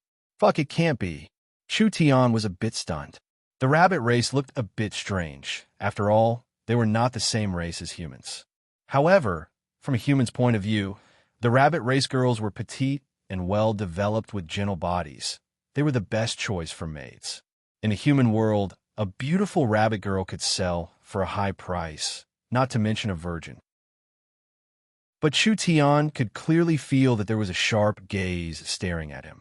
Even Chun Bingyu was silently looking at him, and Vivian was frowning. How would he take this? Chu Tian righteously refused. How could I, Chu Tian, be someone who is lustful and tramples on others? I appreciate the village chief's good intentions, but I cannot accept this kind of gift. The rabbit race village chief said, "No, this is their honor. I hope Sir will not refuse." These words were not a lie as the rabbit race girls revealed looks of desire. They lived in the forest of chaos, living in precarious situations every day. If they were taken in as maids by an expert, it would be like flying up a branch and turning into a phoenix. Not to mention that this human was in line with the rabbit race's point of view. It was much better than those fierce-looking tigers and bears. From the perspective of the rabbit race, they could use this to monitor Chu Tian. If Chu Tian went back and spread the location of the rabbit race's village, these rabbit girls could run back and report, protecting the safety of the village. In a place like the Forest of Chaos, they had to be careful. "Village chief, don't force us. The small town is very dangerous. It isn't safe for us to bring the rabbit girls." Meng Yingying suddenly stood up and said, "Leave them here first, and we'll take them when we have a chance." That's it. The rabbit race village chief saw that the other side didn't want them, and his heart couldn't help feeling a bit disappointed. Was not being greedy for small benefits really noble, or was he preparing to be greedy for more? It really was hard to predict whether this was a blessing or a curse. The rabbit race village chief looked at Meng Yingying, Vivian, and Chun Bingyu for a few seconds, but this person had so many beauties by his side. Perhaps he really didn't like the commoners of the rabbit village, so he could only comfort himself like this. Chu Tian left the small village. Meng Yingying gave 2 coughs and said, "The 10 beautiful maids are gone. Are you disappointed? How could that be? Am I, Chu Tian, this kind of person? I am a free love advocate. This kind of transaction needs the location of the sword art." Who knows what you're thinking? Meng Yingying rolled her eyes. She looked at the rabbit village covered in a weak flame and sighed. But these rabbit people are quite pitiful. They are clearly so weak, but they have to live in such a dangerous environment. Perhaps they will be discovered or destroyed sooner or later. But it's really strange. The Forest of Chaos is clearly rich in resources, so why are they fighting each other? The Forest of Chaos has always been like this. It's either you destroy me or I destroy you. Vivian was already used to it. It's hard for small tribes and small powers to survive. As long as they are targeted by a stronger power, they will be attacked for no reason at all. Meng Yingying said to Chu Tian, "Hey, since this place is this chaotic, why don't you just unify it and let these weak races survive?" Damn, look at your tone. It's like it's easy. Not to mention the others. What do we do with the Dragon Lord? The weapons Chu Tian could make now wouldn't even be able to harm a single one of his scales. Not to mention the Elven King, the Titan, the Beast King, and the Sea King, all these powerful existences. But Chu Tian was not a cowardly person. He immediately patted his chest and said, "Since it's Ying Ying's orders, I'll do my best to complete it." Meng Ying revealed a sweet smile, feeling very satisfied in her heart. Since Chu Tian said this, there was definitely no problem. There was nothing he couldn't do in this world. Vivian was very envious of Ying Ying and Chu Tian's relationship. Chu Tian was the person she admired the most. When the five of them set out, it was already midnight. Traveling through the forest at night was a big taboo because most demon beasts wanted to roam at night. However, Chu Tian was very bold, and he did not think that there would be anything that could threaten him in the Forest of Chaos. The Lost Forest was filled with large amounts of fireflies, sunlight vines, glowing grass, fluorescent mushrooms, and etc. They automatically emitted light at night. Although it wasn't bright, it wasn't to the point where one couldn't see their fingers in front of them. Of course, not all things that emitted light were good. There were some demons and monsters that emitted beautiful lights and illusions to confuse people's hearts, finally luring their prey into a trap. This was a beautiful and magical scene, but there were dangers lurking everywhere.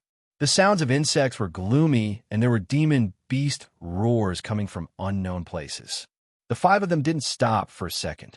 Although they were attacked several times along the way, they passed through without any danger. They finally arrived at their destination in the early morning. The morning glow fell into the forest like a flame, and the pale golden sun covered the small town of Sardo, quietly standing in the small valley in the dense forest. If it wasn't for the rabbit race's village chief's reminder, even if they passed by, they wouldn't know that there was a small town like this. It was hidden very well and was covered in green vines, almost merging with the forest. Sardo meant forest house in the spirit beast language, so most of the people in this small town were spirit beasts. The small town had no guards or a mayor. In this place where laws were worse than dog shit, strength was everything. Whoever had the hardest fist could do whatever they wanted. What made Chu Tian very surprised was that although it was small, it had everything. There were only a few thousand people in the small town. There were taverns, grocery stores, and all kinds of shops, but those that could live here were not easy to deal with. For example, the owner of the Alchemist Hall. He was a fugitive from the Great Zhou country. This person was proficient in alchemy and had refined poison to kill 300 enemies. He escaped from the Great Zhou country to the Forest of Chaos and lived in this small town, becoming one of the few humans here. He had been doing very well these past few years. Because alchemists were very rare here, every important person in the village needed to find him to treat them when they were sick. Therefore, in just a few short years, this fellow had recruited many female apprentices, and they were all high-quality goods. The female apprentices only learned some simple knowledge of herbs. They could help in the day, and they could be used at night. If a customer liked them, of course they were welcome to use them. Only there would be a special service charge when the medical fees were paid. Sometimes it was even more than their regular income. These girls did not have any property, and they had to endure being trampled and tortured all day, but they were very satisfied with their master and their current life. If it wasn't for their master having a bit of status, how could they work together and live safely? After all, the lives of slaves were no different than insects. Chapter 738. Canon was a peak expert that could stand shoulder to shoulder with the refined ruler and the burning sun ruler. But in a place like the Forest of Chaos, he could only be considered a third-rate expert. The Warhound's Kingdom's Fong King, with his third true spirit layer cultivation, was not Vivian's match, so there was no suspense in this battle from start. Chu Tian could have just sent Vivian out because of the void escaping as special property. As long as the attack did not exceed a certain threshold, it would be useless against Vivian no matter how many attacks there were. Therefore, as long as the little fox found Canon's position, Vivian would have a chance to kill him by herself. This was not a very hard or dangerous task. Of course, In order to prevent Cannon from using special methods to escape, the dwarves would think that Chu Tian was willing to risk his life to help them. In order to kill more enemies and create more chaos, Chu Tian still brought the others with him. After all, there is a large difference between helping others with a slight effort and risking one's life in the eyes of the dwarves. Vivian's spatial attacks consumed a lot of energy, so she was not good at group fights. She could only be responsible for beheading or attacking important targets. In terms of the number of enemies she could kill, she couldn't even compare to Chun Bingyu. The Count is dead. The Count is dead. When the sword Daoist cannon was cut to pieces, the entire spider army fell into chaos. The spider race's ability to send information through spider silk was very useful, but could cause trouble sometimes. For example, when panic broke out, it could add fuel to the fire. The spider army was at least in the 9th body refinement layer, and their overall battle strength was even stronger than the southern summer country storm cavalry. The mines were filled with traps left by the spider race, and the defenses left by the dwarves. If this army could calm down and rely on their current advantages, they might not be able to defend themselves. But in a world where there was a large disparity in individual strength, the strongest person was not just the leader of the army. In a sense, they were the spiritual pillars, so the death of a leader was a destructive blow to morale. Disrupt their troops. Chu Tian did not need to give any orders. Chun Bingyu and Dongfang Haoran charged out like two meteors. Two peak 9th awakened soul layer experts. Two people with strong, innate talents and strong defenses. Unless they met a true spirit realm expert, it would be hard for them to be defeated before they ran out of spirit energy. The spirit insects did not have the courage of the spirit beasts. They wildly killed over 400 or 500 people and used up half of their spirit energy, causing their offense to weaken. Only after the spider army generals adjusted the situation and began to resist and attack. But the resistance had not even begun yet. Damn insects! I'll let you feel the rage of the dwarves. The angry dwarves pushed open the gates. With the support of their homeland, the dwarves wildly and fiercely attacked the spider army. The spider army's attention was attracted by Chu Tian's group. Large groups of dwarves suddenly attacked from behind, catching the spider army off guard. Panic filled the air again. The spider army's morale completely collapsed, and they couldn't gather it again. If it was just a few experts, as long as they used up all their spirit energy, they could win. Now that there were thousands of dwarves attacking, the spider army still had the advantage in terms of overall strength, but their fighting spirit was completely different. The mines were the dwarves' homeland, the inheritance of their ancestors, and the foundation of their lives. It was worth risking one's life for. To the spider army, it was just a stolen territory. Their leader was dead, and the territory had no meaning, so they didn't need to sacrifice their lives for it. Finally, when the battle ended, less than a third of the spider army escaped, and the rest were killed by the dwarves in the mines. The dwarves paid less than a tenth of their casualties and obtained such a glorious result, all because of the help of these 5 outsiders. The dwarves were honest. Of course, they wouldn't go back on their word. The dwarf chief led several elders to express their sincere thanks to Chu Tian before immediately saying, "We've checked the warehouse. The dwarves' weapons and equipment were all stolen by those damn fellows." The dwarf chief felt his heart ache when he said this. Those were the best items made by 2-3 generations of the dwarves, and now they were all stolen. How could they not feel pain? There are most of the materials left, and according to the agreement, half of it will be used to pay the commission. This is what you should receive. There was a piece of information in the dwarf's words. Cannon took away all the equipment made by the dwarves. Chu Tian emphasized this question. Of course, he believed the dwarves because the dwarves would not lie. This means that there's a large influence hiding behind Cannon. What are the dwarves prepared to do after taking back the Oldman mines? It wasn't a possibility, it was a certainty. No matter who is behind the scenes, the dwarves have no fear. The dwarf chief's voice was like a sacred oath. The tenacious dwarves are willing to bleed to the last drop of blood for our homeland.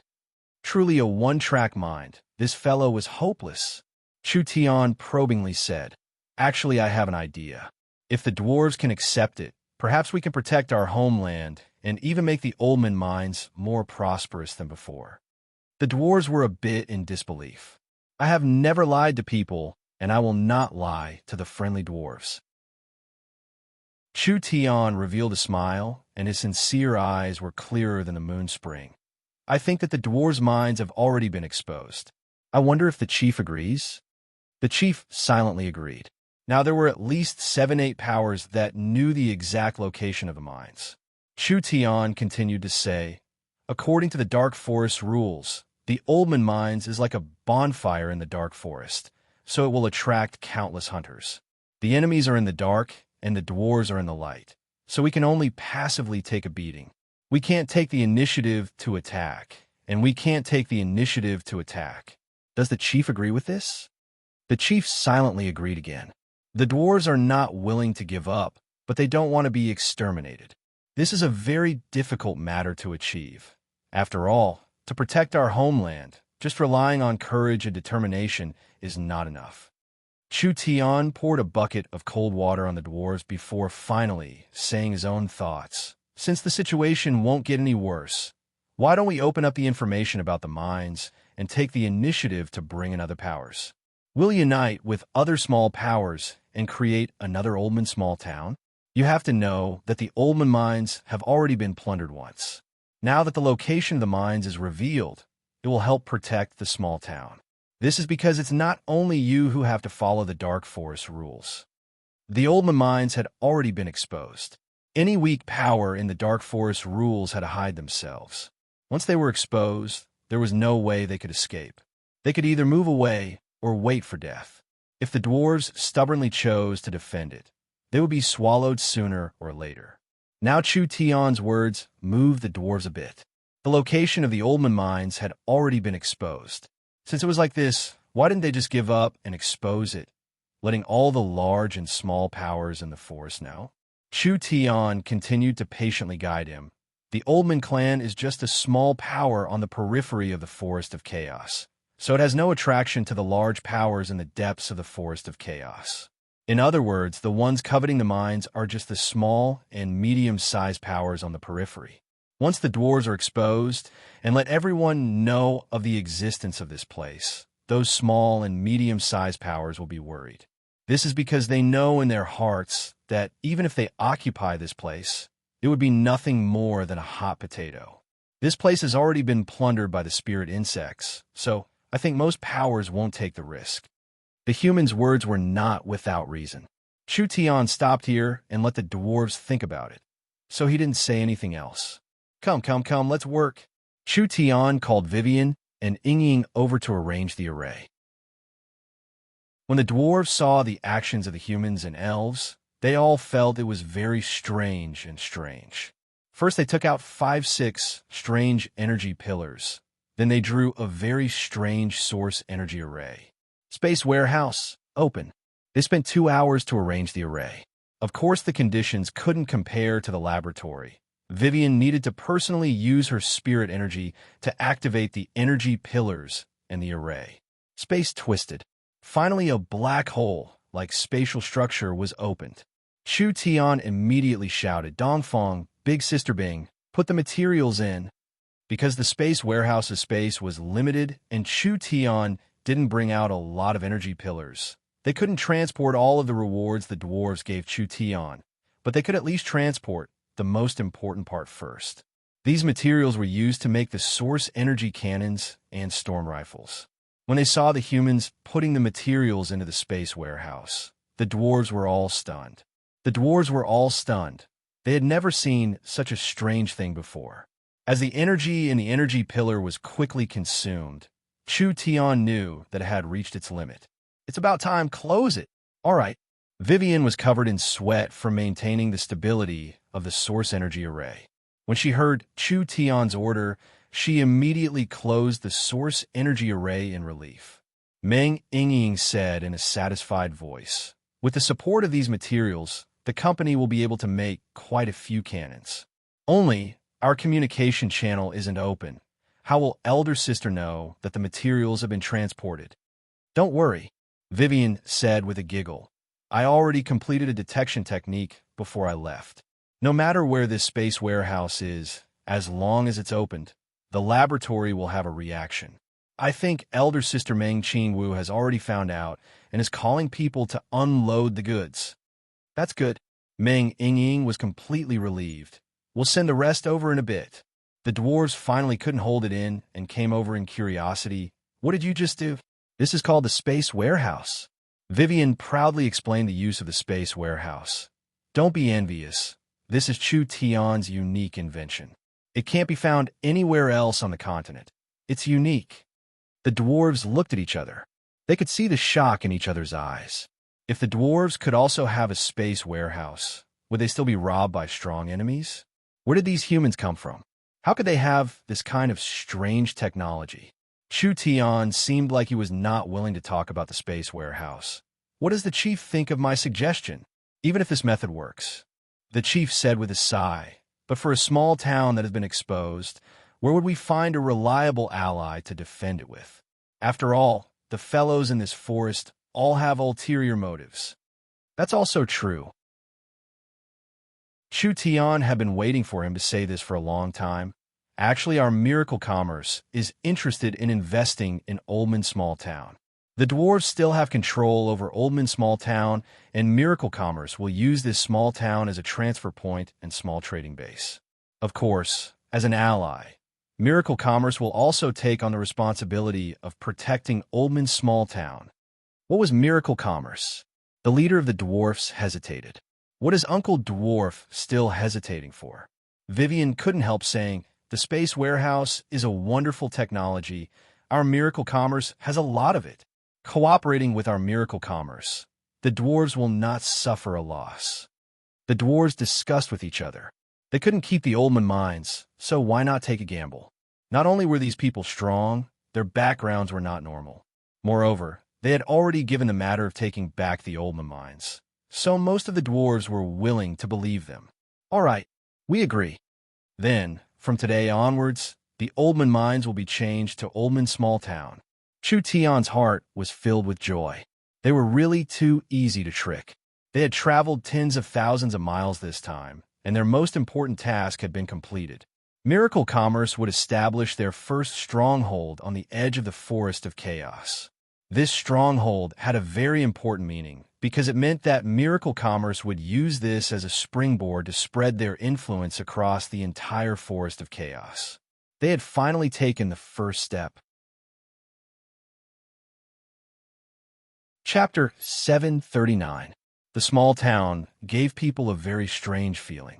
Each person was tightly wrapped, and not only were they wearing large hoods, they were also wearing all kinds of strange masks. They seemed to be in a hurry and didn't talk to anyone.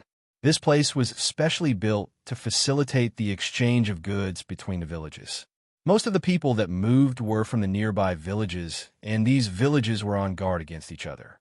As for the residents of the town, whether it was the Great Zhou country's alchemist or the weapon shop owner, they were all criminals that escaped from various places. Each person was a hidden danger. Who was willing to deal with this kind of person? There was another kind of person hiding in the small town. This kind of person was a hunter, a bandit, or a human trafficker. Their job was to find a suitable village and kill them for profit. The women of the rabbit race, fox race, and elf could all be sold for a good price. The dwarves, bear race, and tiger race were all qualified slaves. The Forest of Chaos was rich in resources, and even the smallest village had quite a few treasures. Therefore, killing and stealing was the fastest way to get rich. There were no laws or rules here. So who could resist this kind of temptation? Under this layer of danger, a small town in the Forest of Chaos was completely different from a civilized country. It was very dangerous every time they came here. If it wasn't done well, not only would their lives be in danger, it would even bring disaster to their entire clan. It was because of this that Chu Tian's group was too eye-catching. The five of them did not hide themselves at all as they swaggered in. Apart from one elf who couldn't be judged, the other four looked very young and didn't seem to be very powerful. So how could they not attract attention? They were simply pieces of fat meat. When the five of them arrived in the small town, they immediately felt over 10 gazes filled with ill intent. Dongfang, go and ask around. Chu Tian ignored the people sharpening their knives in the corner. See if this town has anything we want. All right. Dongfang Haoran turned around and left. This Dongfang Haoran was the previous Southern Summer King's eldest son and had the chance to become the new Southern Summer King. But he had become a member of Miracle Commerce. This was fate playing with people. But Dongfang Haoran did not have any interest in the throne. Rather, he would have a better growth with Miracle Commerce. This fellow was like an unpolished jade. With a bit of carving, he would become another calm martial ruler, even surpassing Dongfang Gon. Chu Tian decided to train Dongfang Haoran into a Miracle Commerce general. He would have to rely on him to lead Miracle Commerce's army in the future. However, Dongfang Haoran was too young, so bringing him along to gain experience was also a good thing. Let's find a place to rest. There should be a hotel here. The four of them did not even take 2 steps. Stop! Several tall and strong figures appeared in front of them, each one holding a weapon in their hands. Chu Tian took a closer look and saw that there were several fierce-looking foreign races. There were rat race thieves, barbarian race men, and their leader was a lizard man covered in green scales. Because they were close, Chu Tian could even smell the strong stench coming from the other side. Chu Tian knit his brows. What advice do you have? The few of them looked at each other with greed in their eyes. Your goods aren't bad. The lizard man in the lead threw out 3 low-grade source stones and pointed behind him as he said, I'll buy these 3 women. Take the money and scram. Chu Tian was a bit stunned. What was this? 3 low-grade source stones? The fiendish lizard man glared at Chu Tian. Are you deaf? I've already given you the money, and your women are in my hands. If you don't scram, I'll teach you a lesson. Go ask around and see who dares offend us in this small town. Meng Yingying, Vivian, and Chun Bingyu's faces sunk. Although they knew that the atmosphere in the Forest of Chaos was bad, being so rude and unreasonable in broad daylight really made people angry. Although there were many people watching, most of them were just here to watch the show. Chu Tian narrowed his eyes and said, It seems like you don't understand the situation. Refusing a toast only to drink a forfeit. The lizard man pulled out the blade at his waist, and a green spirit energy was released. Then go die. Not weak. An illustrious soul realm strength. In this kind of unknown small town, a random small character actually had the strength of the 4th awakened soul layer. No wonder he dared to be this arrogant. The Forest of Chaos overall strength was much stronger than the small southern summer country. However, he had offended the wrong person. Dang, no one saw what happened. The lizard man's blade slashed down on the ice crystal-like sword, but the lizard man's blade broke like tofu. These lizard men were all shocked. This blade was still a high-grade soul weapon, but it broke with a single touch. How is this possible?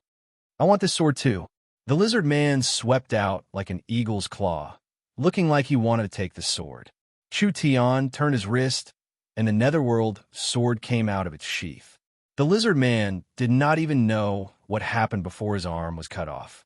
He gave a pitiful cry and retreated while holding his arm, but his arm was covered in blue and white netherworld flames. The flames quickly spread, and wherever it went, the muscles quickly withered. In just a few seconds, it had spread to his entire body. The originally strong man had suddenly become as thin as a stick, finally breaking apart and turning into smoking fragments. The other lizard men revealed looks of fear when they saw this. They could not understand. Only the small villages around this town knew about it. So how could a small village like this have such a powerful character? It was too late to run. Chun Bingyu waved her hand and large amounts of crystal-clear snowflakes flew out, instantly piercing into the lizard men's bodies. Several hundred sharp icicles appeared in these lizard men's bodies, turning them into giant ice porcupines. They did not even have the slightest bit of resistance before they were killed. Meng Yingying spat at the corpses on the ground. This kind of guy wants to fight us? This kind of bad person. Even Meng Yingying did not have the slightest bit of pity. The surrounding onlookers revealed looks of dread. Wherever the 4 of them went, everyone moved far away and no one dared to approach them. If they could kill the chicken to warn the monkey and save themselves some trouble, that would be the best. But would the situation be as smooth as Chu Tian imagined? The passers-by whispered to each other with eyes filled with schadenfreude, preparing to watch a good show. Chu Tian knew that this matter would not pass this easily. But even like this, Chu Tian did not need to be afraid. He did not believe that a small town on the edge of the forest of chaos would have anything that could threaten him. This is considered a hotel. Meng Yingying was standing in an incomparably simple stone house. It was like several stone balls buried in the ground, with the surface covered in moss and vines. There were even poisonous insects like centipedes and spiders crawling through the cracks. The inside of the small stone house was not much better. Each stone house was completely sealed and did not even have a single window. There were no lamps. The lighting tools here were glowing substances extracted from the sap of fireflies. Each stone house was less than 2 meters tall and less than 10 square meters in area. It was simply like a dog's kennel. Meng Yingying felt that instead of living in this kind of place, it would be better to sleep in a tent in the forest. Safety was the most important thing in the forest of chaos. Although these houses were simple, they were relatively stable. What Meng Yingying, Vivian, and the others could not accept was that the owner of the hotel was an orc. The hotel owner was actually an orc. Orcs were a different race from spirit beasts, and there were many of them in the forest of chaos. Their typical characteristic was their green skin, incomparably tall bodies, and 2 large fangs. They were even more barbaric than the barbarians. The half-beastman boss was wearing an apron-like pants, and his upper body was covered in scars. 2 short axes hung on his back, and his long hair was tied into dozens of thin braids that draped over his back. His mouth was full of a rancid stench that could make people faint from a distance of 10 feet. On the wall behind him, there were all kinds of marinated demon beast meat, with some of them having maggots on them. There were also bottles of unknown wine placed in a row. "Do you want to stay here?" The orc spoke in the spirit beast language. 1 low-grade source stone per day. So expensive. Meng Yingying's eyes popped out. 1 low-grade source stone was equivalent to 1 million gold coins. 4 or 5 million gold coins could buy a pretty good hotel in the southern summer country. "You're definitely trying to rip us off because we're outsiders." The orc dug his large nose. Ignoring Vivian and Meng Yingying's disgust, he took out a sticky substance and smeared it on his pants. "So what if I rip you off? You can't stay if you want." "You? Yingying, forget it." Chu Tian didn't want any trouble, so he took out 3 low-grade source stones, at most 3. "Arrange a room for us." The orc's eyes lit up, and he immediately put away the source stones. He put on a smiling face. All right, come with me." The green-skinned fellow brought them into the room. Meng Yingying looked at the dirty orc, and her heart began to whisper. The orcs were the most notorious race, even worse than the barbarians. Was it really a good idea to live in their place? After the orc boss took the money, he became much more enthusiastic. Dongfang Howren came back at this time. "I didn't see any or being sold in the market. There were only some local specialties being traded here. Wouldn't this have been a wasted trip? And they were living in this kind of damn place." It's not strange. Small villages have low refining skills. Even if they found a high level, or they wouldn't be able to mine it. Even if they could mine it, they wouldn't be able to refine it. Chu Tian shook his head and said, "But it's not a wasted trip. At least in this town, we can gather more information or find the nearest city in the forest." While they were talking, the orc boss came back with a dirty plate. He very enthusiastically placed it in front of them. They saw a bottle of wine and a few pieces of black beast meat on the plate. The boss wiped his dirty and greasy hands on his equally dirty trousers. His ugly and hideous face grinned, revealing his 2 yellow tusks. "Honored guests, please have a taste. This is our Beastman race's wine, free of charge. You will like it." He personally poured a cup and gave it to Chu Tian. Chu Tian looked at the muddy liquid in the cup, and his expression became strange. The orc boss was very angry. In the orc race, refusing a friend's wine is very rude. "Old brother, it's fine if you put poison in the wine," Chu Tian said with a look of disdain. "Can't you change it to a better wine?" This is like shit. Who do you expect to drink it? You want to use it to poison us? Do you really think Father's brain is full of shit? The orc boss was shocked. He had bought this poison from the town's alchemist. He had promised that it was colorless and tasteless, so no one would be able to see through it. There were many guests that stayed in the inn that had been easily poisoned by the orc boss and taken all their belongings. How could this fellow recognize it with a single glance? You dare not appreciate it. The orc boss directly smashed the cup and pulled out 2 short axes from his back. He fiercely said, "I'll let you know the result of rejecting the orc's good intentions. If the soft approach didn't work, they would use the hard approach."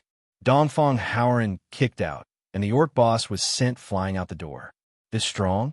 The orc boss quickly stood up, but before he could say anything, an arrow pierced through the stone wall and pierced through the orc boss' chest. Damn! Where did this arrow come from? The Beastman boss had died without knowing why. More and more arrows pierced through the walls, wildly shooting at the people in the inn. It was clear that the person outside wanted to kill everyone in the inn. Chu Tian's group felt this was strange. Who the fuck was shooting arrows outside? Could this place be any more chaotic? I'll do it. Chapter 740. Southern Summer Country, Southern State City, Miracle Commerce. The 3,000 barbarian berserkers were standing in neat rows. The Divine Wind Marquis and the Golden Arrow Marquis, the 2 Southern Summer Marquis, were standing on the left and right. There was also a beautiful fiery red-haired beauty standing on a high platform. Do you want to get rich? Yes. Do you want to become stronger? Yes. Do you want to have more wealth and power? Yes. Nangong Yin held a megaphone and shouted at the top of her lungs to interact with a large group of barbarian soldiers. The barbarian soldiers' responses were deafening and resounded through the heavens. Their 2-meter-tall bodies were clad in sturdy armor, and they held heavy weapons forged from dark steel in their hands. This was not a small price that Miracle Commerce had spent to train. This was the first Berserker heavy infantry unit. Miracle Commerce did not have any talented generals, so they invited the Golden Arrow Marquis and the Divine Wind Marquis to help train them.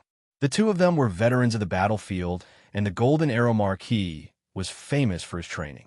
Although half a month was not long, for this kind of special unit, they did not need to train their martial skills, their stamina, or their tactics. They just needed to instill in them the basic qualities of an obedient soldier. The 3,000 barbarians had been brainwashed and trained. Now they all considered themselves members of Miracle Commerce. The barbarians were a barbarian race with a low status. How could they ever have a chance to stand out? Each berserker was the pride of their tribe and family. It was because they brought glory and generous treatment to their tribe and family that these barbarians recognized their status for the first time. Now they all wanted to go onto the battlefield and kill their enemies, earning more benefits and glory for themselves, their family, and their tribe. How strong were the 3,000 trained barbarian soldiers? The Golden Arrow Marquis and the Divine Wind Marquis could not accurately describe it, even if they were not equipped with Miracle Commerce's advanced weapons. Once these berserkers entered a berserk state, they could fight against the strongest army of the Southern Summer Country, the Earth Dragon Army. What kind of terrifying battle strength was this? If they were equipped with the advanced source energy weapons, the strength of this army would be unimaginable. The 2 marquises had been on the battlefield for many years, and even in the Warring Kingdom, this kind of army would be the elite of the elite.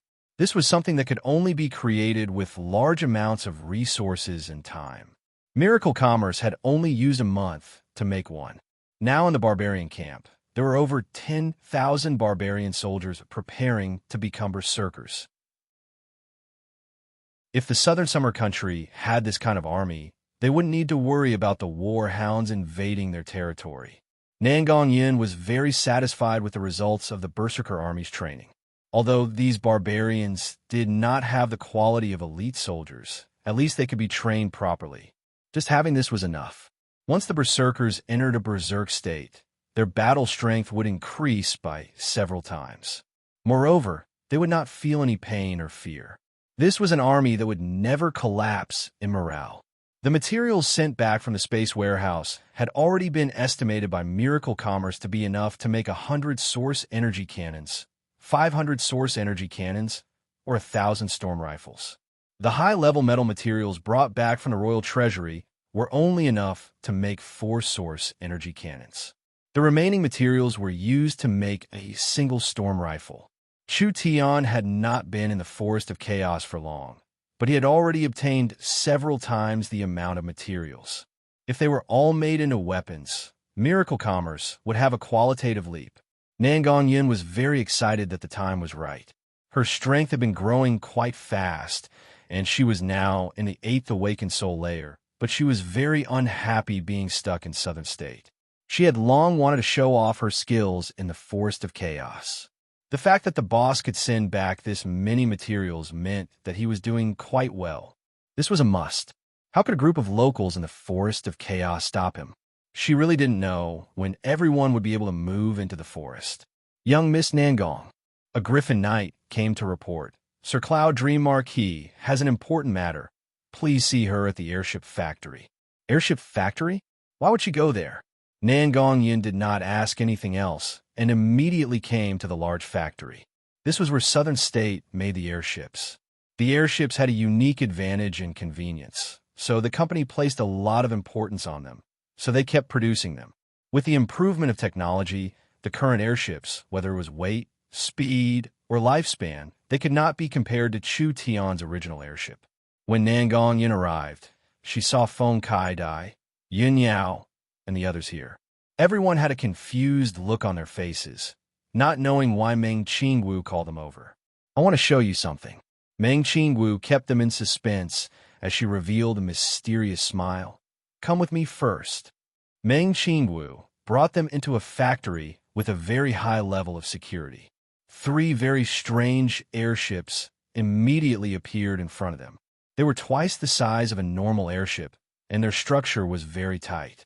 The oval-shaped airbags were made from high-level demon bee skin, and there were complex source energy arrays on the surface. It could increase their speed and float, as well as resist frost, fire, and even lightning. The cabins were not just simply hanging, rather they were seamlessly connected to the airbags.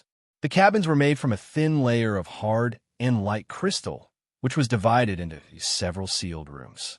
Even if they were floating 10,000 meters in the air, they would not feel the slightest bit of cold or wind.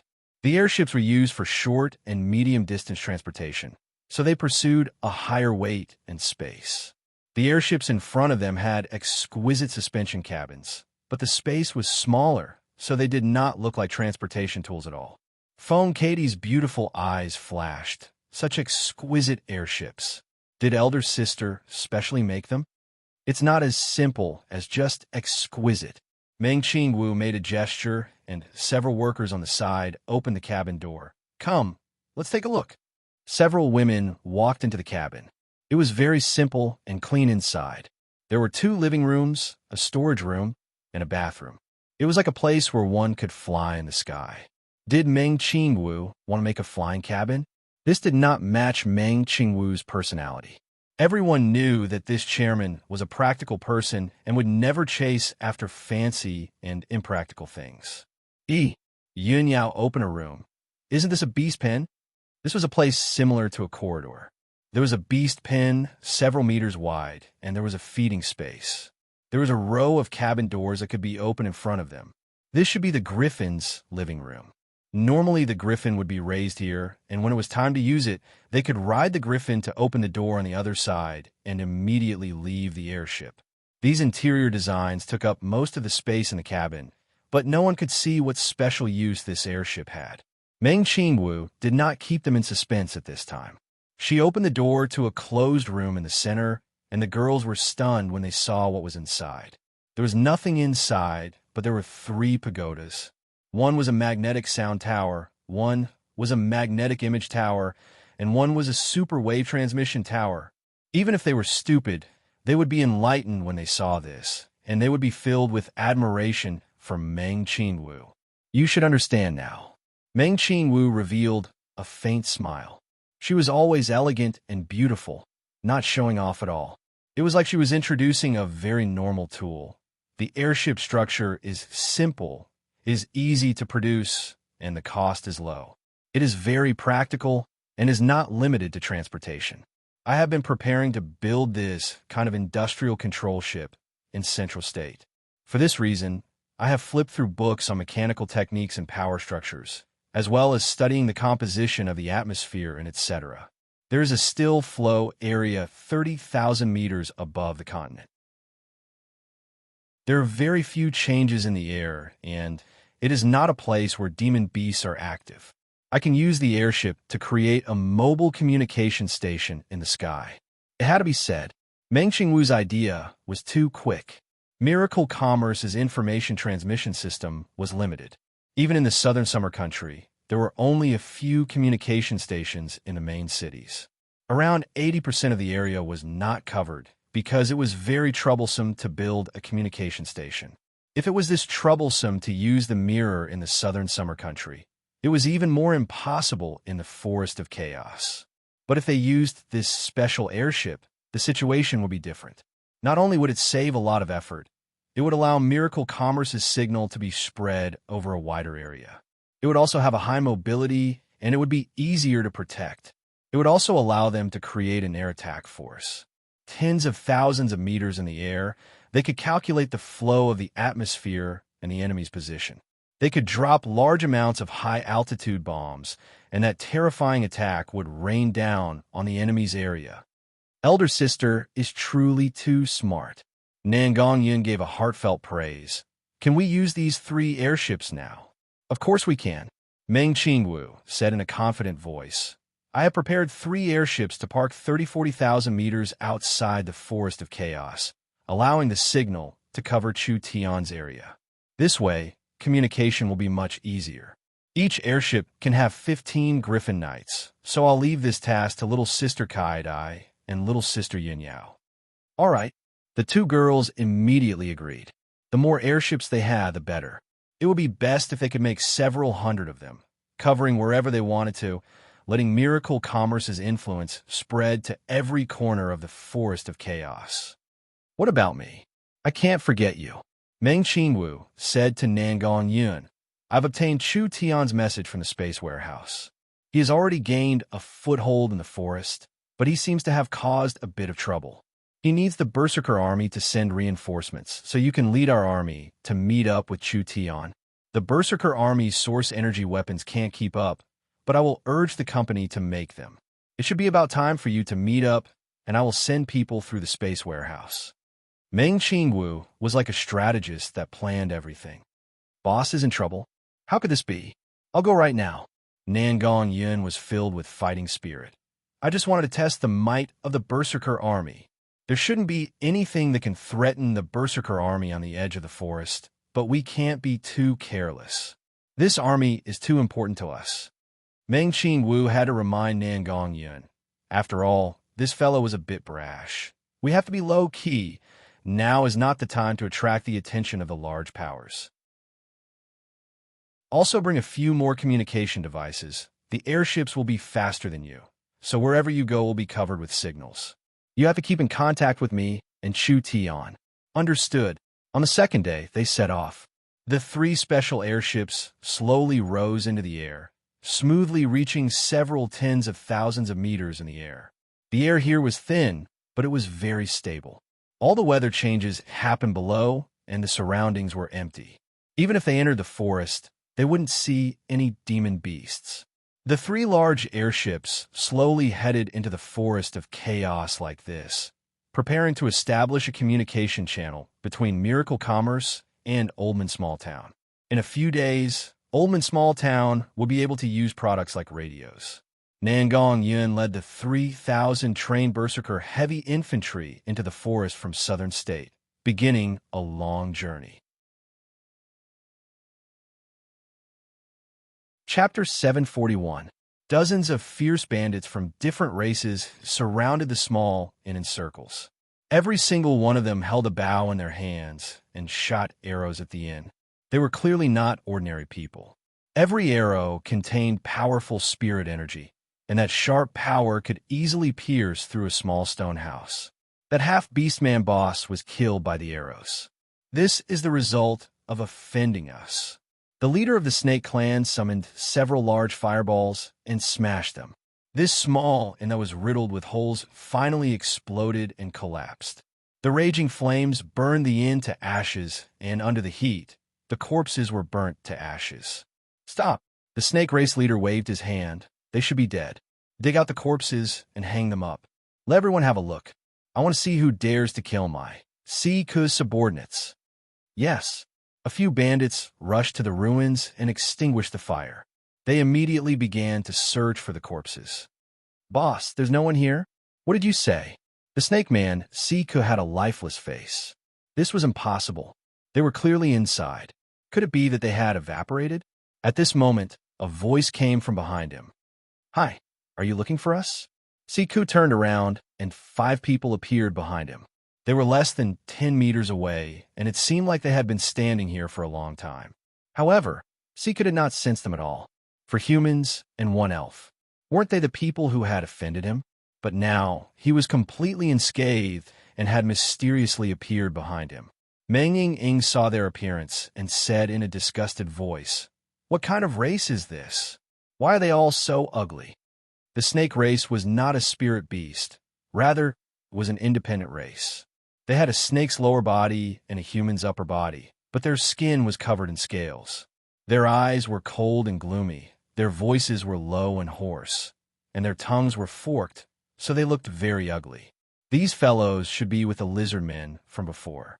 This motley crew did not have any races. It was clear that they were a group of bandits that dominated this place. Damn, you dare play tricks on me. Chu Tian had a face of ridicule. Play tricks on you? Are you worthy? Seiku's forked tongue contracted and his snake eyes were filled with anger. Do you know who I am? Fuck! What does it matter to me who you are? Chu Tian impatiently waved his hand. Truly noisy. Who can make him shut up? Chun Bingyu and Dongfang Haoran both stepped forward. Seiku pulled out a trident. You dare challenge Sir Seiku with just you? Overestimating yourselves, Dai. Seiku's 3-meter-long tail jumped up and he shot out from the ground, charging forward like a meteor. A dark green snake source spirit appeared, and the surroundings were filled with a green poison mist. A poison attributed source spirit? This attribute was indeed a bit hard to deal with. But this snake was only in the 7th awakened soul layer. Although he had reached the true soul realm and was placed in the 3 great clans, he could be considered a senior elder. He could be considered a first-class expert in the southern summer country. But meeting Chu Tian's group, he could only be considered unlucky. In the end, Chun Bingyu directly grabbed the trident. Seiku revealed a sinister cold smile, seeking death. The trident released a large amount of dark green poison that instantly exploded onto Chun Bingyu's divine sense. This poison was very corrosive and could easily corrode a true soul realm cultivator's protective spirit energy. This girl dared to block this attack with her bare hands. She was no different from a dead person. Who would have thought that Chun Bingyu would not react at all? This strong corrosive poison could not corrode the Starlight immortal body, and it could not harm Chun Bingyu at all. Instead, Chun Bingyu released a cold energy from her body, and all the poison was frozen. The cold ice spread from the trident to the snake man's body. The snake man saw that the situation was bad and immediately retreated. Ah! A pitiful cry rang out. Seiku retreated, but with a loud crack, both of his arms broke. His arms were frozen like popsicles, and they fell to the ground together with the trident. This fellow's hands were completely crippled. Everyone was shocked. Seiku was not weak, but he was easily defeated. This human girl did not even use her full strength. This meant that this human's strength far surpassed everyone's imagination. If you dare kill me, you will regret it. Seiku retreated in fear. Dongfang Haoran's source spirit turned into a giant flaming sword. Stepping off the ground, he soared into the sky and instantly appeared in front of Seiku. Wait a minute, I am the great spider Count Cannon's subordinate. Before he could even finish, Dongfang Haoran passed by his body. That terrifying sword glow did not cut his body in half. Rather, it cut a large piece of flesh and blood, leaving a deep mark on the ground. Boss is dead. Everyone quickly run. These wild people usually bullied the people of the small village. When had they ever met such a powerful character? They were instantly scared witless. Chun Bingyu and Dongfang Haoran charged forward. There was a series of pitiful cries and begging for mercy, but in just a short few seconds, everything returned to normal. If they weren't ice shards, they had already been chopped into meat paste. In short, there was not a single person left standing. Siku is dead. Siku is dead. These bandits were clearly the tyrants of this small town. When the Snake Man and his subordinates were killed, the other people in the small town all revealed looks of shock. Everyone calm down, everyone calm down. Chu Tian felt good about himself and immediately raised his hands and said, "Everyone doesn't need to thank me or worship me." Eliminating evil for the people, punishing evil for the good. This is what I should do, Vivian said in a doubtful voice. Big brother Chu Tian, they don't seem to be thanking us. How could that be? Chu Tian was a bit stunned. When his eyes swept over everyone, not only did they not shed tears of gratitude, they all revealed looks of fear. Siku has been killed. The small town is finished. This small town is finished. Damn, where did these people come from? We built this small town with great difficulty, and it was destroyed by them. Let's hurry and leave. Cannon's anger is not something we can handle. These people did not have any joy. Rather, they felt like a disaster was about to befall them. They looked at Chu Tian's group with eyes that did not have the slightest bit of gratitude. Rather, they were filled with anger and hatred. If they were not strong, they would have already tied them up and offered them to Cannon to beg for forgiveness. What's going on here? Meng Yingying scratched her head. Could it be that killing a few bad people is something we did wrong? What kind of logic is this? When he saw the gazes filled with anger, fear, and blame, he was stunned. Meng Yingying felt like her three views had been turned upside down. When did killing bad people become doing bad things? Chu Tian knit his brows. These fellows did not have a normal background. The powers in the Forest of Chaos were all vassals, so these fellows were controlled by a certain power. That's why they could act so tyrannically in this small town, and why the small town was not destroyed. It was all because of this power's protection. This can't be blamed on them. Chu Tian patted Meng Yingying's shoulder. It is not easy for these low-level powers to have small town. Many villages rely on the small town to survive. Now that the small town cannot be protected, of course they hate us. Then what do? We didn't do anything wrong. Chu Tian shrugged his shoulders. Are we supposed to swallow this humiliation after being bullied? That's not my style. Don't think about it too much. There are many things in this world that can't be said right or wrong. Let's first go to these fellows' nest and see if there are any clues. It would be best if we can investigate the origins of that reptile count. I don't want to cause trouble for no reason. Who is the spider count Cannon? Vivian had never heard of him before, so he shouldn't be any large character. Siku's group was a group of human traffickers in the Forest of Chaos, but they met the spider count and were recruited as his underlings. They were the spider count's agents in the small town, collecting protection fees and transaction fees. Of course, most of this money had to be handed over. In a place like the Forest of Chaos, it was impossible to survive without a strong enough umbrella.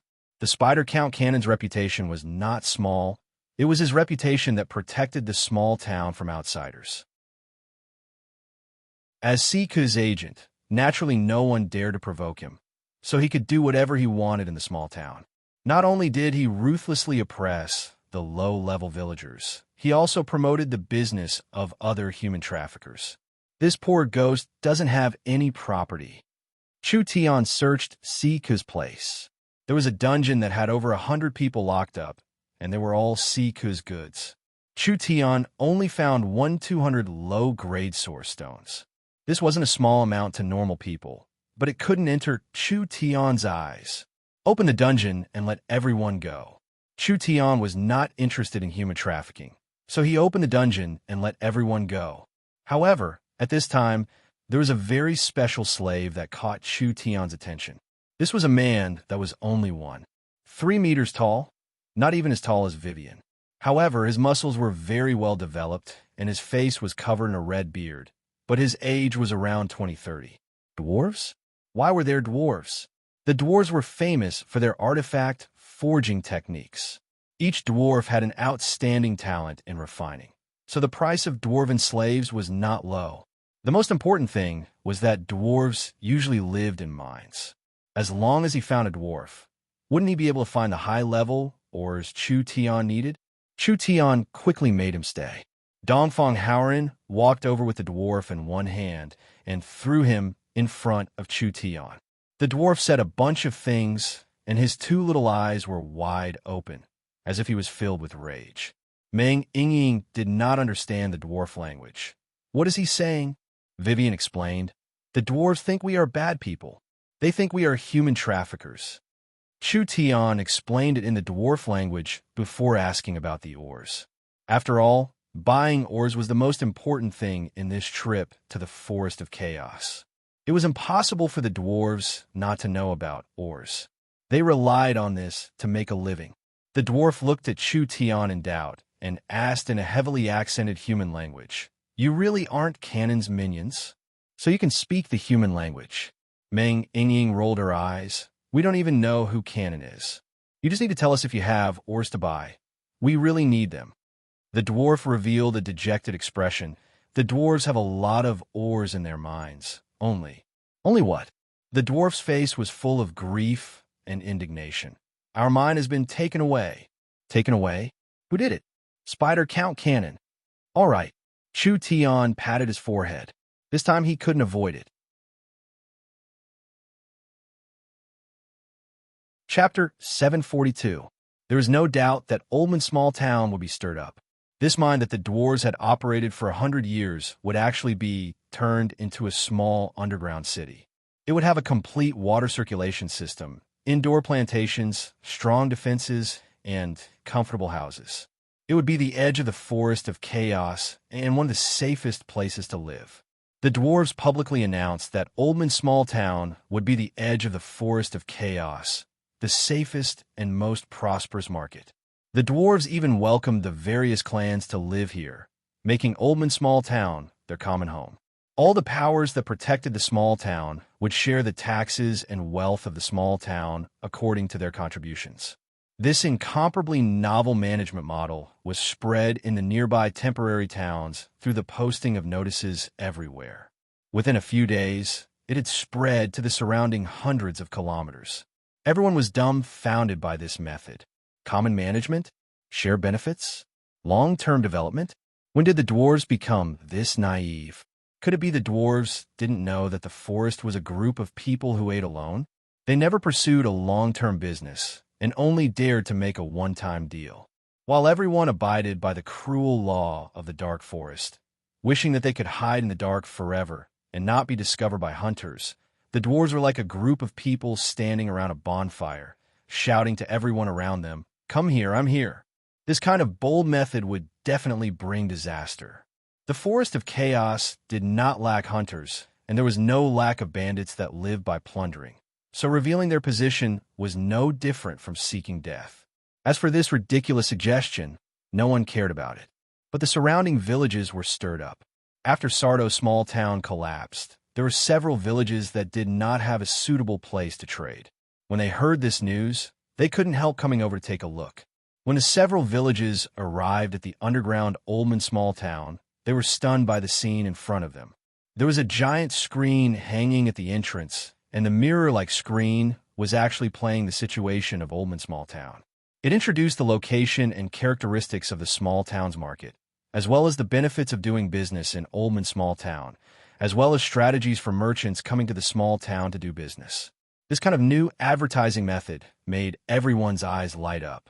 But everyone quickly found that they were surprised too early, because when they entered Oldman Small Town, an even more shocking scene appeared in front of them. Without a doubt, this was an underground city. There were many underground cities in the Forest of Chaos. The underground cities were hidden, sealed, dark, and airtight. However, Oldman Small Town completely subverted people's notions. Not only was the air circulation very smooth, the most important thing was that the small town was brightly lit. There were giant electric lamps hanging high up, and the light was enough to light up the entire small town. The underground palace made by the dwarves had a grand atmosphere, and the light made it look very dignified. There were speakers on both sides to guide the guests. "This is too mysterious." The rabbit village chief looked at the light with a face filled with amazement. "What kind of light is this? It's not like a crystal lamp, so why is it this bright?"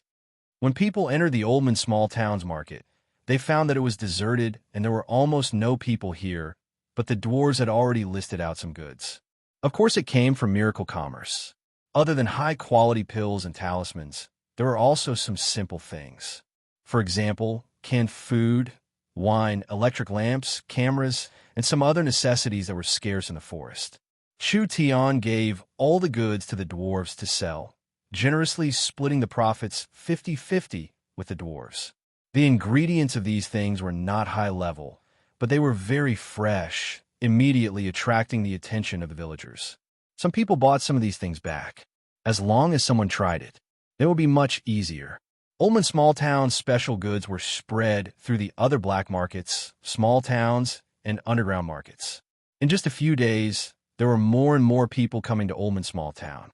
It was the same as before. Most of them were people from small villages. The Oldman Mine Market did not just sell goods. It also bought various resources, demon beast meat, herbs, ores, and leather.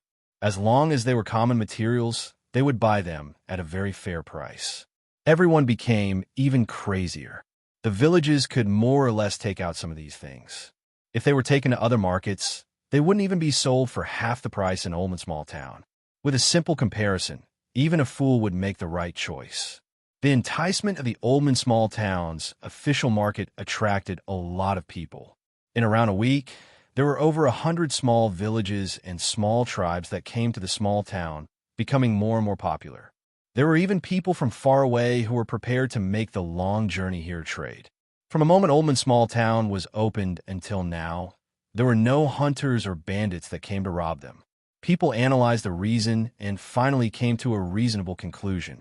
First, there were 5,000 brave dwarves in the Oldman mines. Normal small-scale hunters and bandits did not dare take the risk. Second, the Oldman mines had already been robbed once, and the most valuable weapons and equipment had been taken away. Third, the Oldman mines had already been exposed, and everyone knew about this place. What meaning was there in attacking it? Instead, it was possible that a large power would come looking for them. Fourth, the Oldman mines had begun to openly recruit allies. The goods that came from the market clearly did not come from the hands of the dwarves. This meant that there were other powers involved in the Oldman mines, and they did not dare enter without investigating it clearly. Like this, Oldman Small Town danced on the tip of a knife, not attracting any unexpected disasters. Rather, this small town became famous. There was no large power protecting it, but no one dared to move against it. It was unknown when this delicate balance would break, but before this balance was broken, it was safe. There were large benefits here, and no one would go against benefits. Now, it was not just small villages that came to Oldman Small Town to trade. There were some small and medium-sized powers that couldn't sit still and sent people to participate. The small town was filled with a thriving scene. The dwarves were very happy about this because after the small town opened its market, not only would they receive a high percentage of Miracle Commerce's goods, they would also receive a bit of profit from other transactions. If this continued, the dwarves would quickly become rich. The dwarf chief came to find Chu Tian with a worried expression. Although the market is lively, no one is willing to become our ally and defend Oldman with us. If this continues and the small town becomes more prosperous, it will eventually attract a disaster. When strength and wealth were not equal, it was the time of crisis. Once Oldman Small Town became prosperous, the accumulated wealth of the small town would increase and there would be more and more resources. When it reached a certain level, it would attract people's greed. Don't be anxious, this is very normal. Chu Tian was very confident in the development of the situation. Oldman Small Town has just been established, and this kind of joint management is a new concept in the forest.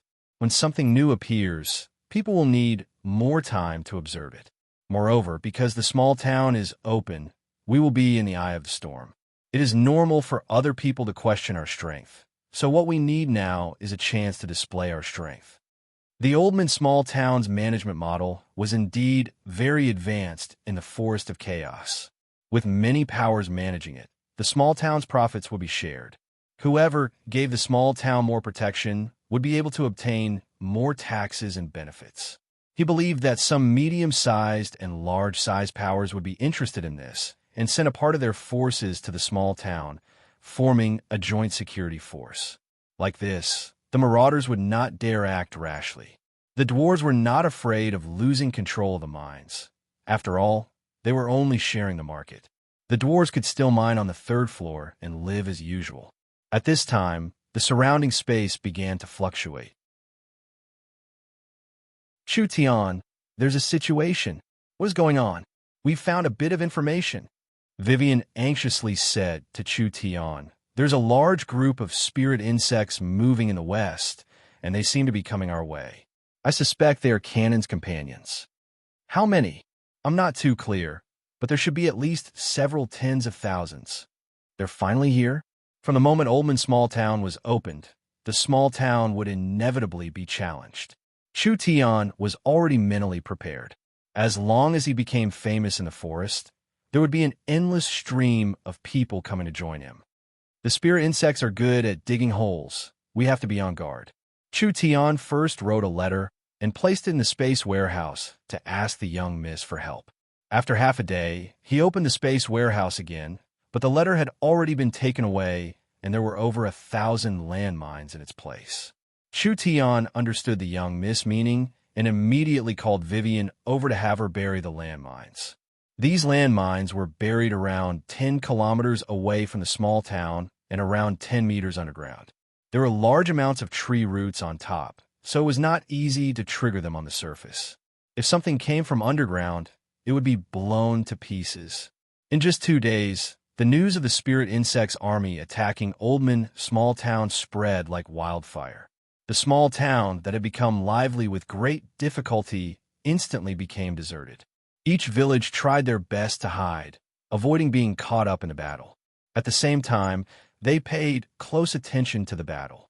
Whether Oldman Small Town was strong or weak, it would be decided in this battle. It wasn't just the small powers paying attention, even the large powers on the edge of the forest were paying close attention. When the battle was about to erupt, Chu Tian received the large amounts of source energy weapons from a space warehouse. The forest had already been covered by Miracle Commerce's signal. Chu Tian contacted Nangong Yun through the communication device, and the 3,000 berserkers had already arrived at the Oldman mines. Chu Tian's heart instantly calmed down. With the source energy weapons, the berserkers, and the dwarves' help, what was there to worry about? Chapter 743. The dwarves were naturally on guard against humans. This was the same reason as the elves being on guard against humans. Humans were one of the most complicated races on the continent. Saying they were noble, of course it wasn't right, but saying they were evil, it wasn't completely right either. However, the human traffickers and hunters in the Forest of Chaos were mostly working for the humans. The humans were gradually becoming the richest and most technologically advanced group on the continent. Although the human race's overall strength was weaker than the spirit beasts and elves, their future potential could already be seen. The dwarves already had nothing. Being on guard was being on guard, but there was nothing to lie about, so he said everything he could. This dwarf's full name was Tino Oldman, and he lived in the Oldman mines 200 kilometers away. The Oldman mines had around 50,000 dwarves at its peak, and after 100 years of development, they had built a large underground palace. The dwarves were a bit similar to the dragons, having a strong hoarding and liking to collect precious things. But compared to the dragons who were greedy, the dwarves only liked mineral deposits, like precious metals, rare crystal ores, or divine weapons. Therefore, an old mine that had been operating for 100 years was no different from a treasure. This was also the source of all disasters. The dwarves followed the dark forest law, trying their best to hide themselves. However, They were different from the other races in that once the other races were exposed, they would immediately move away, but the dwarves could not give up on their mines. The Oldman mines were finally exposed, attracting countless greedy people. But the dwarves were a race of warriors. They had strong weapons and were very powerful in battle. Adding in the defense system they had built over 100 years, it was very hard for enemies to break in. In the last 10 years, they had been attacked every now and then, but the dwarves had won every time. Only the long-term battles had consumed the dwarves' population, and they had shrunk to around half of their peak population. While the dwarves were feeling tired, a powerful opponent had appeared. This guy was Cannon, nicknamed the Spider Count. Cannon had hired large amounts of bandits to attack from the outside, and he had the Spider Army dig tunnels to launch a sneak attack from the inside. After a fierce battle, the dwarves were either dead or captured alive. The entire Oldman mines had fallen, and even those that managed to escape were powerless to reverse the situation. The dwarves' 100 years of wealth had been taken by Cannon, and over 1,000 dwarves had been sold as slaves to human countries. The entire Oldman dwarf clan was finished. Tino drank cup after cup of wine with a face filled with resentment. Vivian was filled with righteous indignation. He is just a nobody this princess has never heard of, yet he can be this arrogant. Brother dwarves, don't worry. We will help you take back the mines. Meng Ying scratched her head, a bit not understanding. I know about spirit beasts and elves, but what are these spirit insects? From the Spider Count, nickname, and the dwarf's description, this fellow was without a doubt a spirit insect. The Forest of Chaos did not just have a few strong powers on the surface. There were many other powers that were hidden and unknown. The spirit insect power was like this. As for how strong they were, the elves all had their own theories, and there was no conclusion for a long time.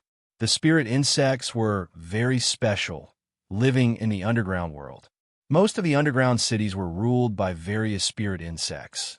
So in terms of influence, the spirit insects were not inferior to the elves or spirit beasts. But because the spirit insects did not like living on the surface, they rarely clashed with the elves or spirit beasts, so it was hard to estimate the other side's strength. There were some elven elders who expressed their opinions that the spirit insects hidden in the Forest of Chaos underground world were much stronger than imagined. They were one of the most mysterious powers in the Forest of Chaos, so the elves had to take precautions. But there were elven elders who thought that the spirit insects were similar to the spirit beasts. There were many different races.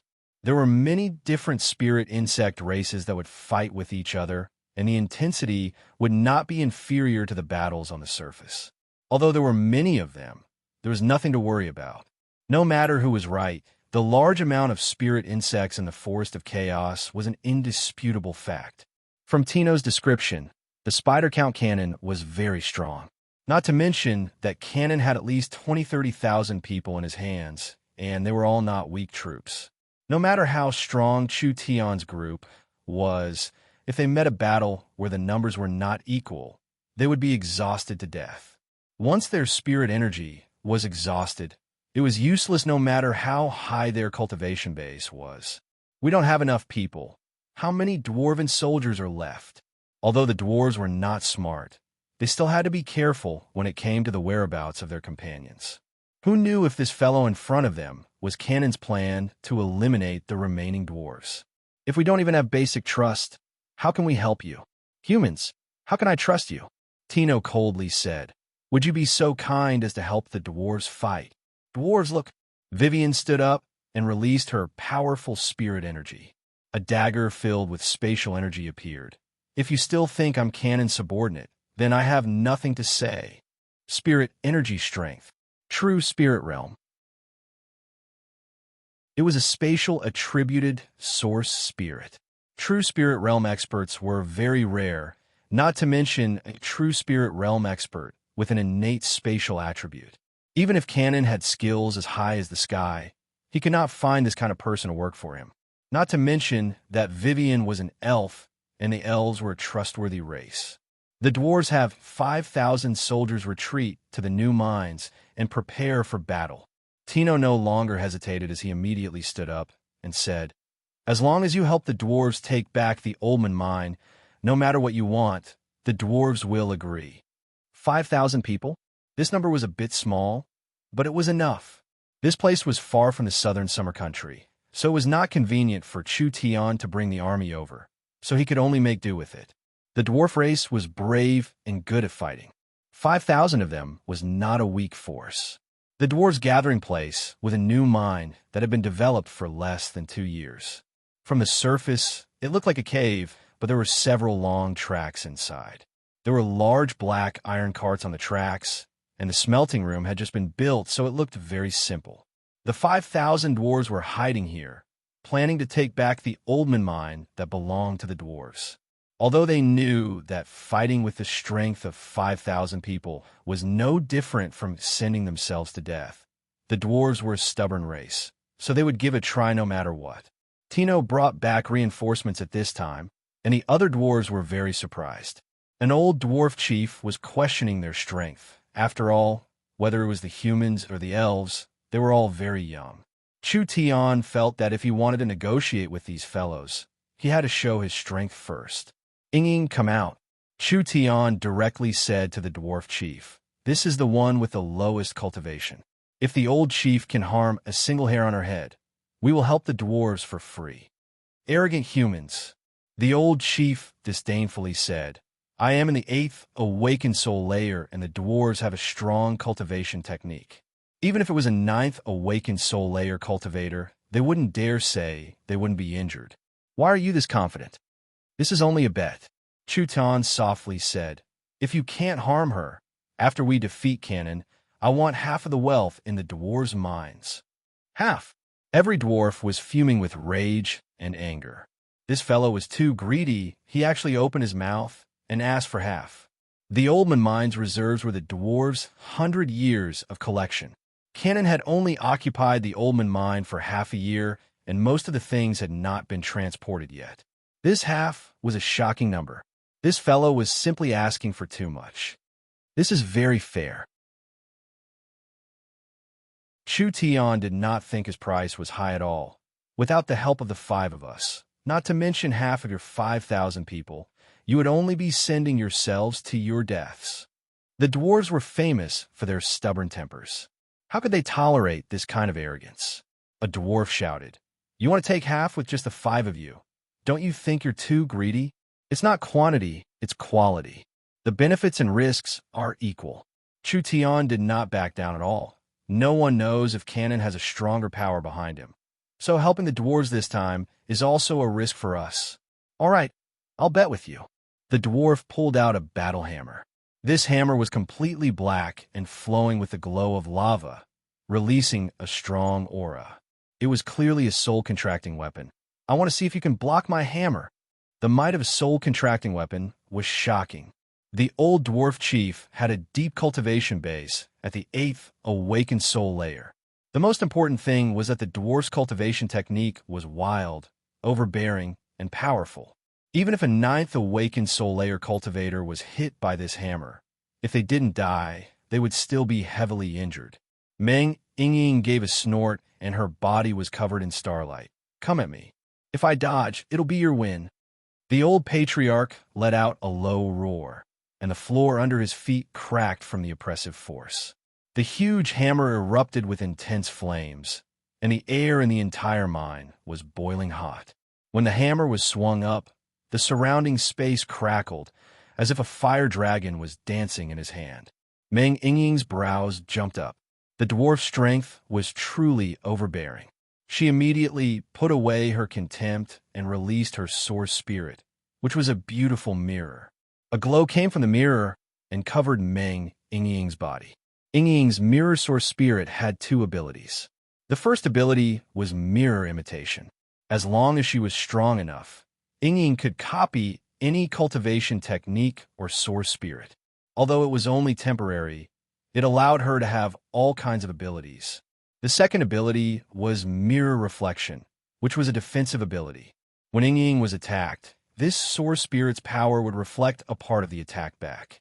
When the Starlight Immortal Body and Mirror Source Spirit were used at the same time, Ying's defensive power increased by several times. The dwarf chief's wild hammer slammed down on Ying's body. With a giant explosion sound, the surrounding ground was shattered by the force. Ying only used her arms to block it, and she wasn't injured at all. What? The dwarf chief was shocked. An earth-shattering strength was reflected back at him like a mountain. The dwarf chief spat out a mouthful of blood and was sent flying into the wall, creating a large hole in it. Chief, the other dwarves were all shocked. Ying had a proud look on her face. Although the starlight protecting her body was showing signs of cracking, it had not been broken. This old fellow was truly strong. Ying used all her strength to activate the mirror source spirit and used up half of her spirit energy to send him flying. The dwarves no longer looked down on these 5 people. If the weakest person had this kind of strength, then how strong was the strongest? Chapter 744. The Spider Marquis Elvis was filled with rage. This was because his younger brother, the Spider Count Cannon, had been killed by a group of lowly dwarves. They were all descendants of the Spider Queen Alexis. Alexis was one of the oldest spirit insects in the Forest of Chaos, and her descendants were spread throughout the Forest of Chaos. Although they had their own influences, Cannon was Elvis's younger brother from the same father, so they had a close relationship. These damn dwarves actually dared to kill his younger brother. This was simply a provocation to Queen Alexis. Exterminate them. Suck their blood dry. Kill all of them. Elvis found the last 2 brothers with the title of Count and gathered the spider people on the edge of the forest. There was a total of 60,000 people, 10 times the number of dwarves. With these 3 powerful spider nobles leading the way, the trivial several thousand dwarves were just small fish and meat waiting to be sacrificed on the altar. The spider army charged into the valley where Oldman Small Town was. The dwarves' mines are in front of us. Should we directly attack them? They were only 20-30 kilometers from Oldman Small Town. With the spider army's speed, they could charge in and attack in one breath. The dwarves' mines are very strong. Send 30,000 people to dig into the ground, and the other 30,000 people will attack from the outside with me. Immediately move. Elvis passed down his orders. The spider people began to dig into the ground. The spider people had a special body structure and cultivated earth attributed cultivation techniques, so they could easily dig into the ground and even move through the ground. Attack. Seeing that half of the army had entered the ground, Elvis did not plan on scouting because it was just a trivial 5,000 dwarves. There was nothing to scout. They would just charge forward and tear them to pieces. However, just as Elvis gave his order, a girl's figure appeared in front of the spider army. This girl was wearing tree clothes and a flower crown. Her feet were bare, and she was petite and beautiful. She stood in front of the spider army, blocking their path. Elf? Where did this elf come from? Elvis stood in front of the army. When he saw the elf suddenly appear, he was a bit stunned before angrily shouting, "Who are you?" Vivian was too lazy to bother with him as she walked step by step towards the tens of thousands of spider army. Her steps seemed slow, but they were actually very fast. In just a short while, she appeared in front of the spider army. This made the spider people go into an uproar. They didn't know what this elf was planning. Kill. Elvis didn't care. Since you dare block our path, then you can die here. A wave of poison arrows that were enough to turn a petite body into a hedgehog flew over. Who would have thought that Vivian would be completely unafraid and even indifferent? She didn't defend herself at all as she continued to advance towards the spider army. What was going on? Was there something wrong with this elf's head? Several dozen poison arrows flew over, and when the beautiful elf was about to be turned into a hedgehog, a surprising scene occurred. The arrows pierced through Vivian's body, but they didn't pierce through her body. Rather, they passed through without any resistance, stabbing into a large rock behind her. They didn't hit her? Impossible. Could it be an illusion or a ghost? That's not right. This was clearly a living person, trying to be mysterious. Elvis pulled out a spear and personally shot it out. This spear was filled with spirit energy, but the result was the same as before. The spear landed on Vivian's body without any resistance, directly piercing through Vivian's body. The spear struck the boulder like a bolt of lightning, instantly crushing the boulder into powder. "What kind of monster are you?" Elvis's face turned livid, and the other spider people went into an uproar because Vivian was already less than 20 meters away. She raised her hand and slashed at Elvis. Elder Weiss instantly sensed the fluctuation of space, a space attack. No matter how strong one's defense was, it was useless against space. As long as the attacker could overcome the spatial resistance created by the objects in the space to complete the attack, this attack would ignore any defense. So, once a spatial attack formed, any kind of resistance would be meaningless. Elder Weiss reflexively pulled back and dodged, but a spatial slash slashed at his left shoulder. As a result, one of his arms was directly cut off. "Damn, kill him." Countless spider people were instantly stirred up, and all kinds of attacks rained down. Vivian completely ignored these attacks, allowing the dense barrage of attacks to pass through her body. She charged into the spider army like a ghost, and those arrows passed through Vivian's body and landed on the other spider soldiers, causing quite a bit of damage to their own people. Another spatial slash was sent out. The spider count gave a pitiful cry as it was cut in half. Elvis angrily shouted, "Don't let her lock onto you." The spider army was filled with fear. This elf with innate spatial energy could kill any one of them with a raise of her hand. So why were their attacks useless against this elf? Elvis could not explain everything. He could only summon his source spirit to release spirit energy around him. The higher the energy or mass in space, the more energy it would take to use spatial attacks. So he could only use this method now. Vivian sent out 4 or 5 spatial slashes in a row. Elvis covered his body with strong spirit energy. Although he could not resist spatial attacks with his strength, it was a bit strenuous for Vivian to use spatial energy. So, the spatial slashes were not fast enough, and Elvis dodged them each time. She didn't have much spirit energy left. Vivian knit her brows. She gave up on Elvis and immediately raised her hands. The spatial dagger source spirit appeared above her head, and she aimed at another spider count. Random spatial slashes. The spider count also released his spirit energy to stop the spatial attacks, but his strength was much lower than Elvis's, so Vivian could quickly finish her attacks. She instantly sent out 7-8 spatial slashes that he could not dodge at all. No! Elvis's eyes filled with rage. The last little brother had been cut to pieces. Vivian was a bit tired, and her spirit energy was almost out.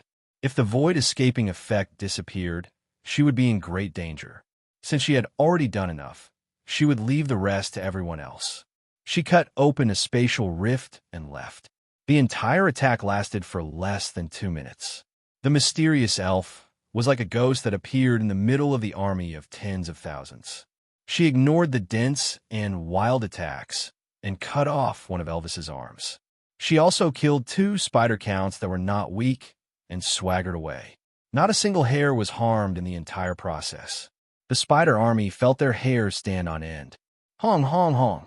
At this time, there were several explosions in the direction of Oldman Small Town that caused the ground to shake like an earthquake. It was clear that the mines had been triggered. The mines shook the drilling spider soldiers until they were dizzy. They had no choice but to crawl out of the ground, and there were quite a few of them that were injured. "There are many traps in the ground. We can't pass through them."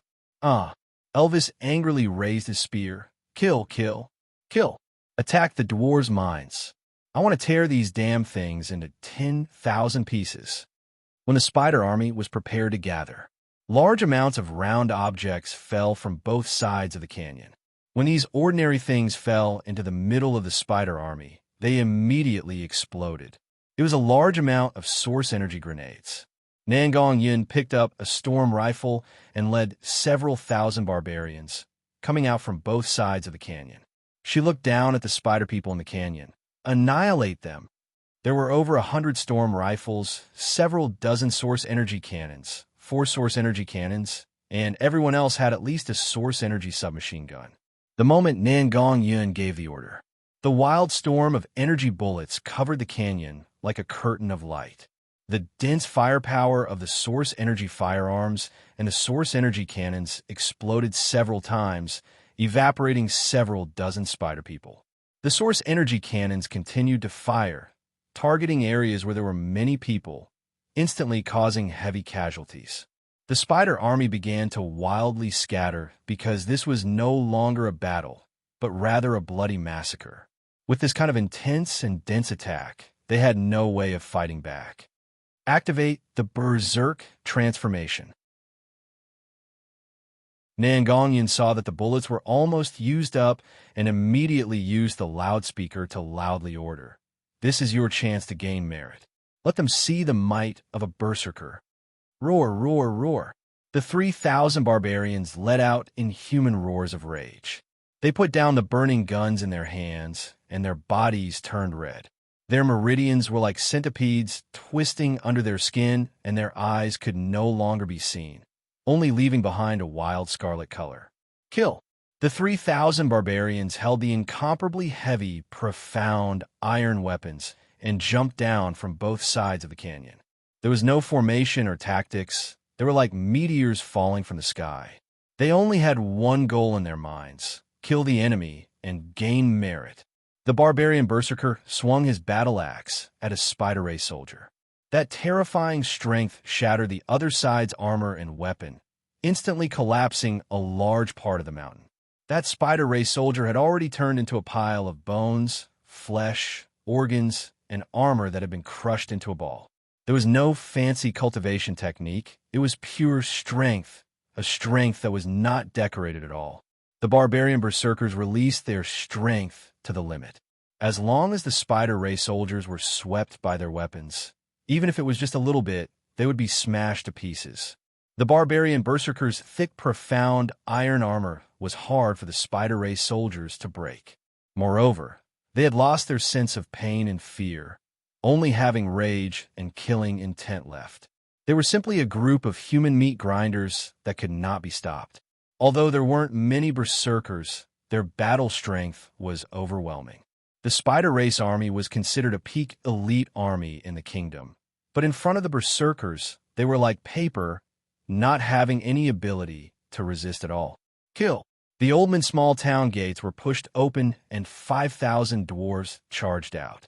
They were completely stunned by the scene in front of them. The entire valley was filled with blood, and there were broken corpses all over the ground. There was not a single complete body to be found.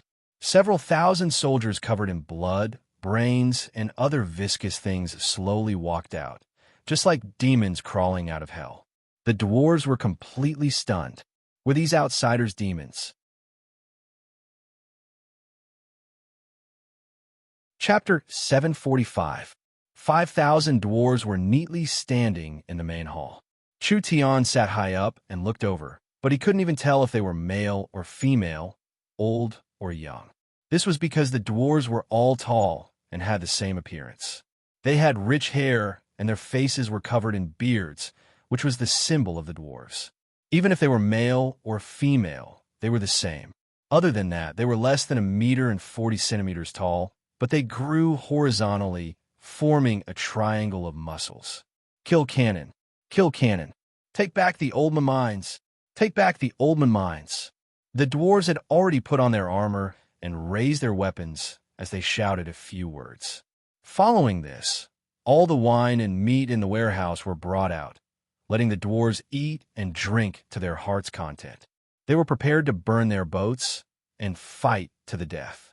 The dwarves were not a race that was easy to get along with. Not only did they have a fiery temper, they were also very stubborn. Once the dwarves decided on something, even the heavenly emperor would find it hard to change it. So once the dwarves held a grudge, it would be a lifelong grudge. Actually, anyone with a bit of a brain could understand that the Oldman mines could not stay any longer. Even if the dwarves took back the mines, they would not have the power to defend it. This 100-year-old mine was destined to not belong to the dwarves. How could these several thousand people defend their homeland? Would the dwarves leave? Impossible. Chu Tian understood these stubborn fellows. They knew that they would die if they stayed in the mines, so they were not willing to give the mines to others. However, this was an opportunity for Chu Tian. Chu Tian was very interested in the Oldman mines and was also very interested in the dwarves. This was because the dwarves that could survive were all elites of their tribes. Not to mention their battle strength, they were all experienced refining experts. Chu Tian was strictly a businessman, and the benefits these dwarves could create were very large. Miracle commerce was still lacking in material refining and production. If they could take this chance to swallow Oldman's small town, wouldn't that make up for Miracle Commerce's shortcomings? Not bad, not bad.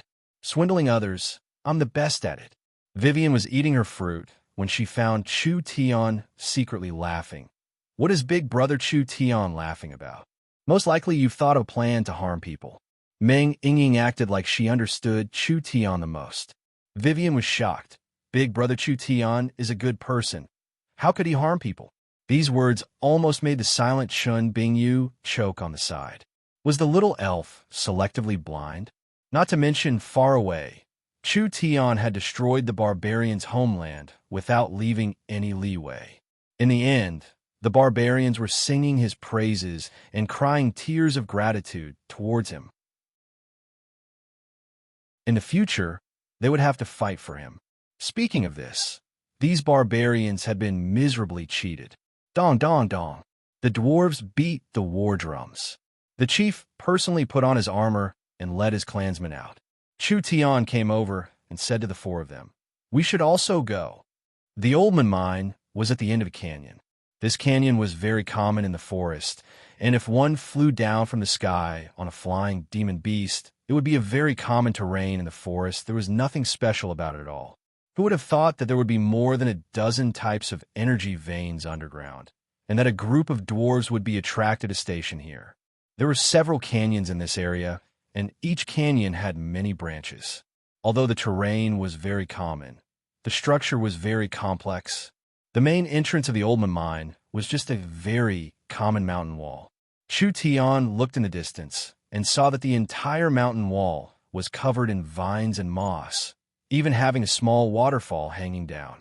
No matter how carefully he looked, he couldn't see a single trace. It was like a very common place. This is the Oldman mine. This wall has a mechanism designed by the dwarves. The dwarf chief said this and took out a foot-long stone key from his chest. The key structure was very complex, and there were several different types of crystals embedded in it. As long as we insert the key in, the stone wall will automatically open. Dwarven brothers, let's kill our way in and take back our property and mine. The dwarves were all ready to charge in against a common enemy. Wait a minute. Chu Tian stopped the reckless dwarves. Cannon has several times more people than you. There is no chance of winning if you kill your way in. We have to fight even if we can't win. Dwarven brothers are not afraid of strong enemies. That's right. Dwarven brothers are not afraid of strong enemies. Even if we die, we have to kill Cannon. Don't be excited. Chu Tian said to the dwarves, since we aren't in a rush, why don't we wait a bit first? Let us sneak in and assassinate Cannon. This way, the spider army will be in chaos, and won't you have a better chance? Assassinate Cannon? The dwarf chief's face slightly changed. You can do it. Other than this place, there is no other place we can go. Would I say something I couldn't do? Chu Tian first asked for a detailed map of the Oldman mine. When he looked over the environment of the Oldman mine, he couldn't help being amazed. The scale of this mine was very large. The dwarves had built a large underground palace inside. The design of the Oldman underground palace was very reasonable. The entire underground palace was divided into upper, middle, and lower levels. The excavation area and the refining area were at the bottom level, with 6 large dwarven mines and several dozen craftsmen's houses. The living area and storage area were in the middle level, with over 20,000 rooms and 15 streets. The top level was the breeding, cultivation, and activity area. There were over 800 houses here, as well as a special area for growing crops. The entire mine was in the shape of an inverted trapezoid. The higher the level, the larger the space. It could hold over 100,000 people at the same time. If they could solve the problem of food and living resources, even if 200,000–300,000 people lived inside, it would still be possible. How was this a mine?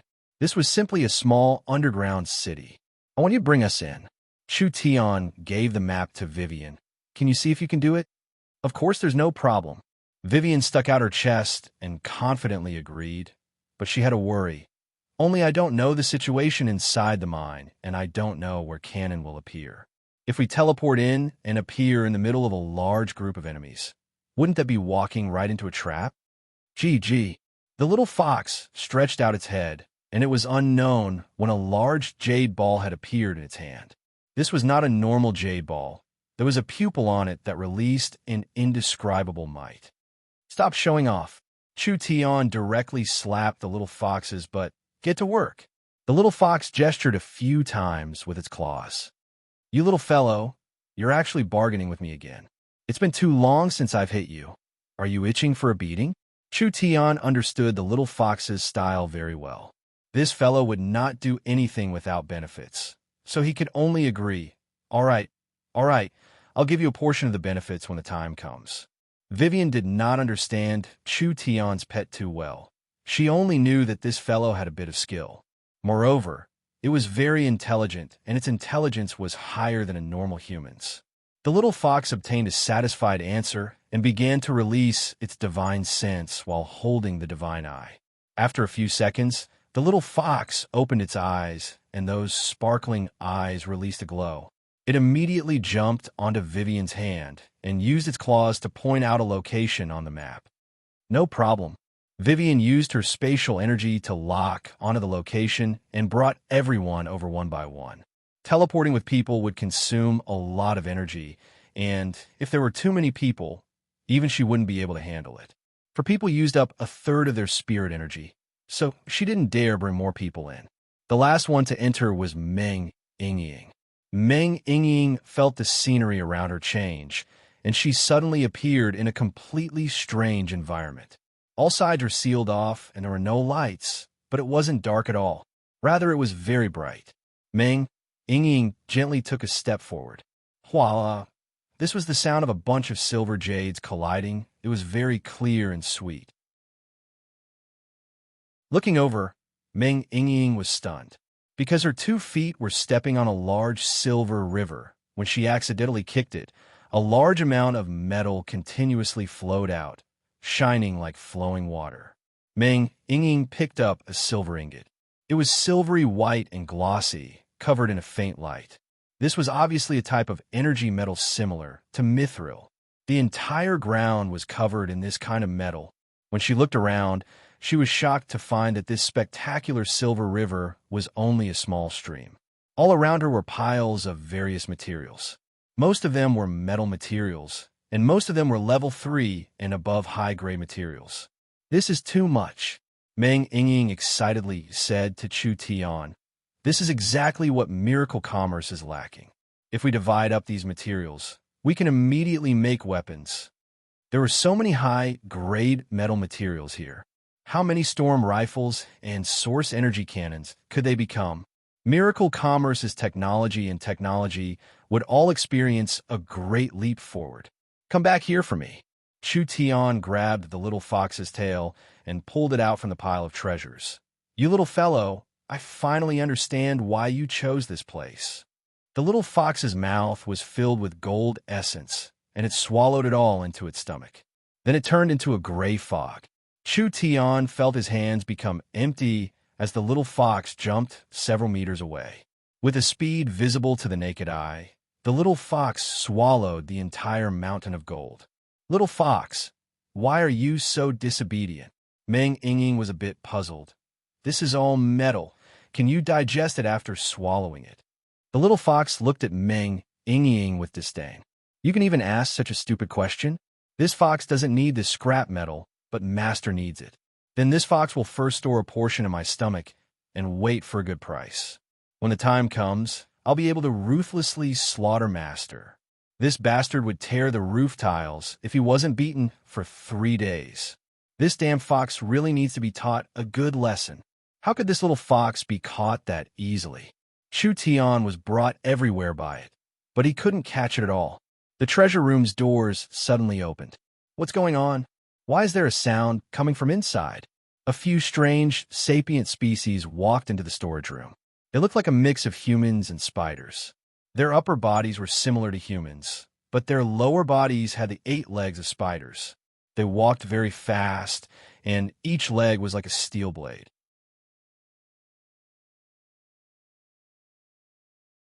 Chapter 746. The dwarves were standing in front of Oldman Small Town's gates. Their faces were filled with respect and awe as they welcomed their victorious king. Dong, dong, dong, dong. Although their heavy footsteps were messy, they were filled with a sense of strength.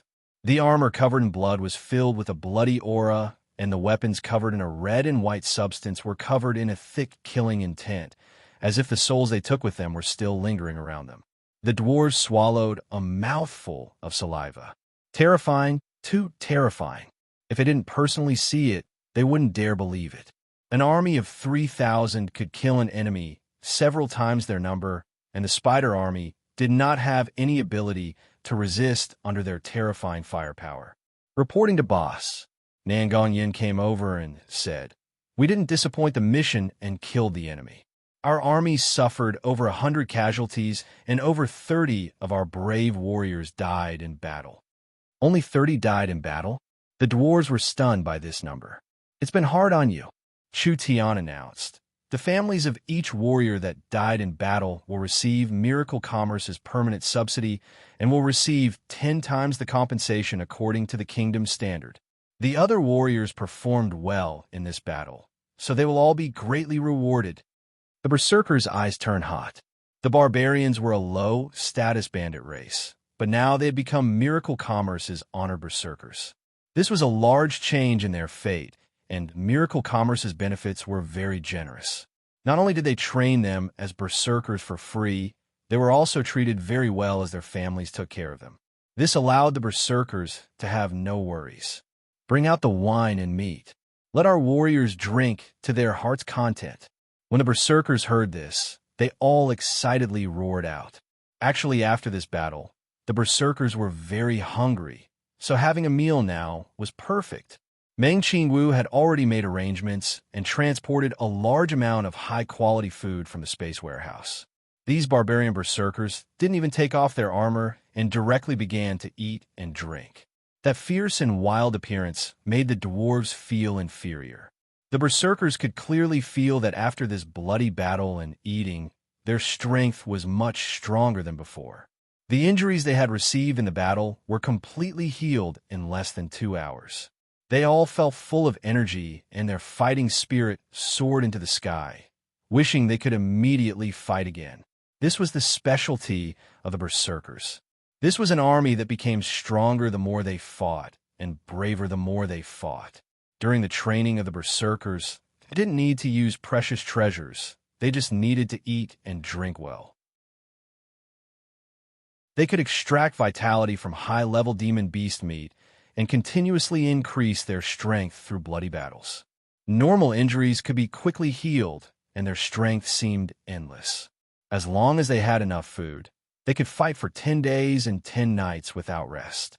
Once the berserkers entered the berserk state, with an axe or a hammer, even an awakened soul cultivator would be smashed to death. If they were equipped with Miracle Commerce's source energy weapons, they would simply be invincible. The only fly in the ointment was that the berserkers were too violent. This caused the battlefield after the battle to be like several tens of thousands of tomatoes being crushed. It was hard to find a complete corpse, and they were all a mixture of armor and flesh. So, it was very difficult to determine if the important targets had been killed or not. Going against humanity. Chu Tian was too lazy to care about this. He ordered Dongfang Haoren, burn them all. After Dongfang Haoren experienced the strength of the berserker army, he was filled with admiration for Chu Tian. If Chu Tian had appeared in the southern summer country 5 years earlier, no, 2 years earlier, or even a year earlier, would the southern summer country have fallen to this point? Yes. Dongfang Haoren led people to clean up the battlefield. Large amounts of corpses were piled up into several small mountains. Finally, at dusk, a fire was lit, and they were instantly turned to ashes. Black smoke slowly filled the forest. This was the smell of death. The nearby races were all looking in the direction of Oldman Small Town. When they saw the black smoke rising, They knew that the battle was already over. Oldman Small Town was holding an important meeting. There was a large round table filled with people. Half of them were humans, half of them were dwarves, and there was even an elf who was currently discussing something. Finally, the dwarf chief stood up. After our dwarven elders' evaluation and discussion, we have allowed the Berserker army to be stationed in the small town, becoming the protectors of Oldman Small Town. Their battle strength is over 75% of the small town's battle strength. So, Mr. Chu Tian has at least 75% of the small town's ownership. The other dwarves nodded to each other. This was a conclusion that everyone was satisfied with. Actually, the barbarian Berserker army was over 75% of the small town's battle strength. Perhaps it was over 90%. Only Chu Tian and his team were willing to deliberately underestimate them, leaving the dwarves a bit of face and giving the dwarves a bit of benefits. Mr. Chu Tian's army is the strongest protector of the small town, and you have obtained the most ownership of the small town, as well as the approval of the dwarven elders. According to Oldman Small Town's new management plan, you will automatically become the mayor of Oldman Small Town. I hope you can properly manage Oldman Small Town and bring prosperity to Oldman Small Town. Meng, Yingying, Vivian, and the others revealed looks of joy. The small town was small, but it was still a town. In the chaotic forest of chaos, he had his first territory. Starting from being the mayor of the small town, this was a good start. Chu Tian was very satisfied with this result. Many thanks for the dwarf's trust. I will do my best to contribute to the development of the small town. Before Chu Tian helped the dwarves take back the mine, he had already had his eyes on this place. The Oldman mine had been built by the dwarves for over 100 years, so it was now very complete and sturdy. The surrounding terrain was easy to defend, and adding in the fact that it was on the edge of the forest of chaos, it wouldn't attract the attention of any large characters. There were no strong enemies around, so it met Chu Tian's requirements in all aspects. However, Chu Tian was not stupid enough to directly ask the dwarves for this. The dwarves had a strong sense of territory, so this matter could only be handed over by them. He could not ask the dwarves for it, otherwise it would arouse the disgust of the dwarves. Therefore, Chu Tian did not reveal his goal. He first obtained the dwarves' gratitude and trust before inciting the dwarves to reform the Oldman mine. After the reform of the Oldman mine, the mine was the mine and the small town was the small town. In fact, it had become two different areas. The dwarves' mine still existed, but only 40% of it was used as a permanent living area for the dwarves. The other 60% was turned into a small town, which was used as a completely open area for reform. Finally, Chu Tian led his army into the small town. Chu Tian's strength quickly surpassed the dwarves, and the dwarves were willing to give the mayor position to Chu Tian. Actually, the dwarves did not lose out. The dwarves still had the mine, they just outsourced a part of the living area and open space they could not use. Chu Tian's mayor had full control over this area and would not interfere with the dwarves' mine and living area. So they were just taking what they needed. The Oldman Small Town was like a joint construction project. The dwarves were the initiators and the largest shareholders. Now that Chu Tian had decided to invest in the small town, Chu Tian's shares had increased to 70 to 80%, and the dwarf shares had decreased to less than 20%. Chu Tian had become the largest investor in the small town and naturally became the mayor. The dwarves had paid a bit, but they had gained a lot. First, their safety was greatly guaranteed, solving an urgent problem. Next was the potential income and future appreciation. The dwarves always had shares in Oldman Small Town, so even if they didn't do anything each year, they would still receive dividends. Moreover, the more prosperous Oldman Small Town was, the more the mine would increase in value. 40% of the area was in the hands of the dwarves, and the dwarves could use this area to earn large amounts of profit. Chu Tian was the mayor. Since he was the mayor, of course he had to do something.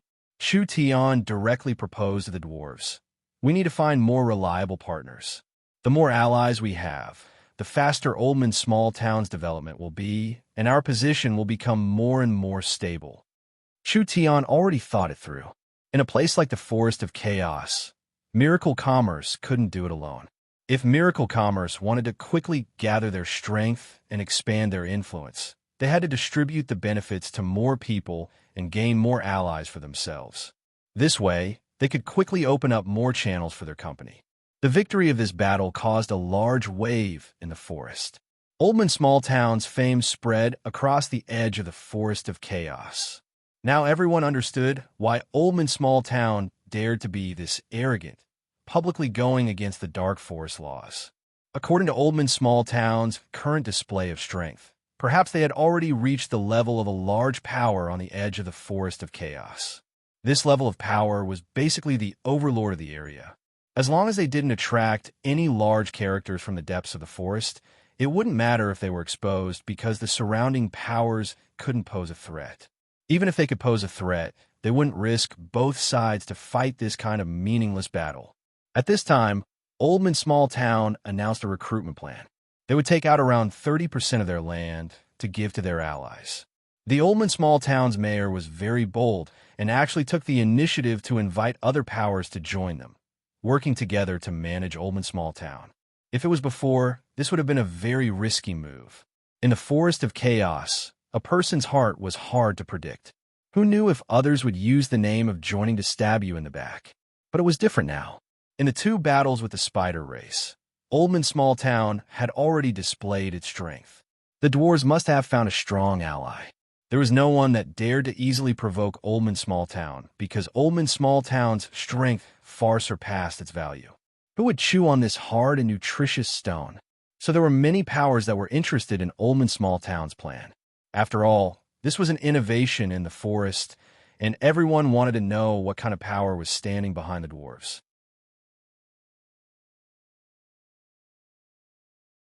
Chapter 747. The spider people were half human and half spider, but one shouldn't think that their upper bodies were exactly the same as humans. In fact, even if the spider people ignored their lower bodies and compared their human-like upper bodies, they were still two completely different races from humans. First, they didn't have mouths and only had mouth parts similar to arthropods. Two poisonous pincers came out of their mouths, making them look very fierce. The spider people also had insect compound eyes, with a total of 4. Their hair was ash gray and was rather sparse.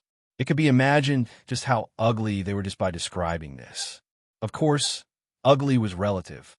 After all, judging beauty with a human sense of beauty was a very narrow matter. Weren't humans ugly in the eyes of the spirit insects? Spider people. When the little fox's divine sense entered the palace, almost all the spider's silk began to tremble. This tremble went along the pillars and the ground, finally being caught by the censer on Cannon's leg. Who? Cannon stood up from the countless treasures, and his ugly spirit insect face was filled with vigilance. Divine sense? Someone is using their divine sense to investigate this place. They're the mouse that has snuck in. When he heard the leader's voice, in an instant, several hundred elite spider race warriors charged in. Search! Cannon angrily roared. It should be nearby. Have everyone gather here. We have to find a mouse for me. Almost in an instant, thousands of spider race people began to move. With their extremely keen senses and speed, they quickly searched around the hall for the intruder. The little fox put away its eyeball and quickly gestured a few times to Chu Tion. Vivian asked, "Have you found it?" "We found it, but it's a bit bad. We've already been discovered." "What? How did they find us?" Chu Tion never thought that the spider people would have this kind of special ability. Not only could their spider silk sense normal vibrations and energy changes, they could even sense divine sense scanning. This was very rare. Cannon has gathered his army. It's impossible to sneak attack. The entire mine is filled with spider people searching.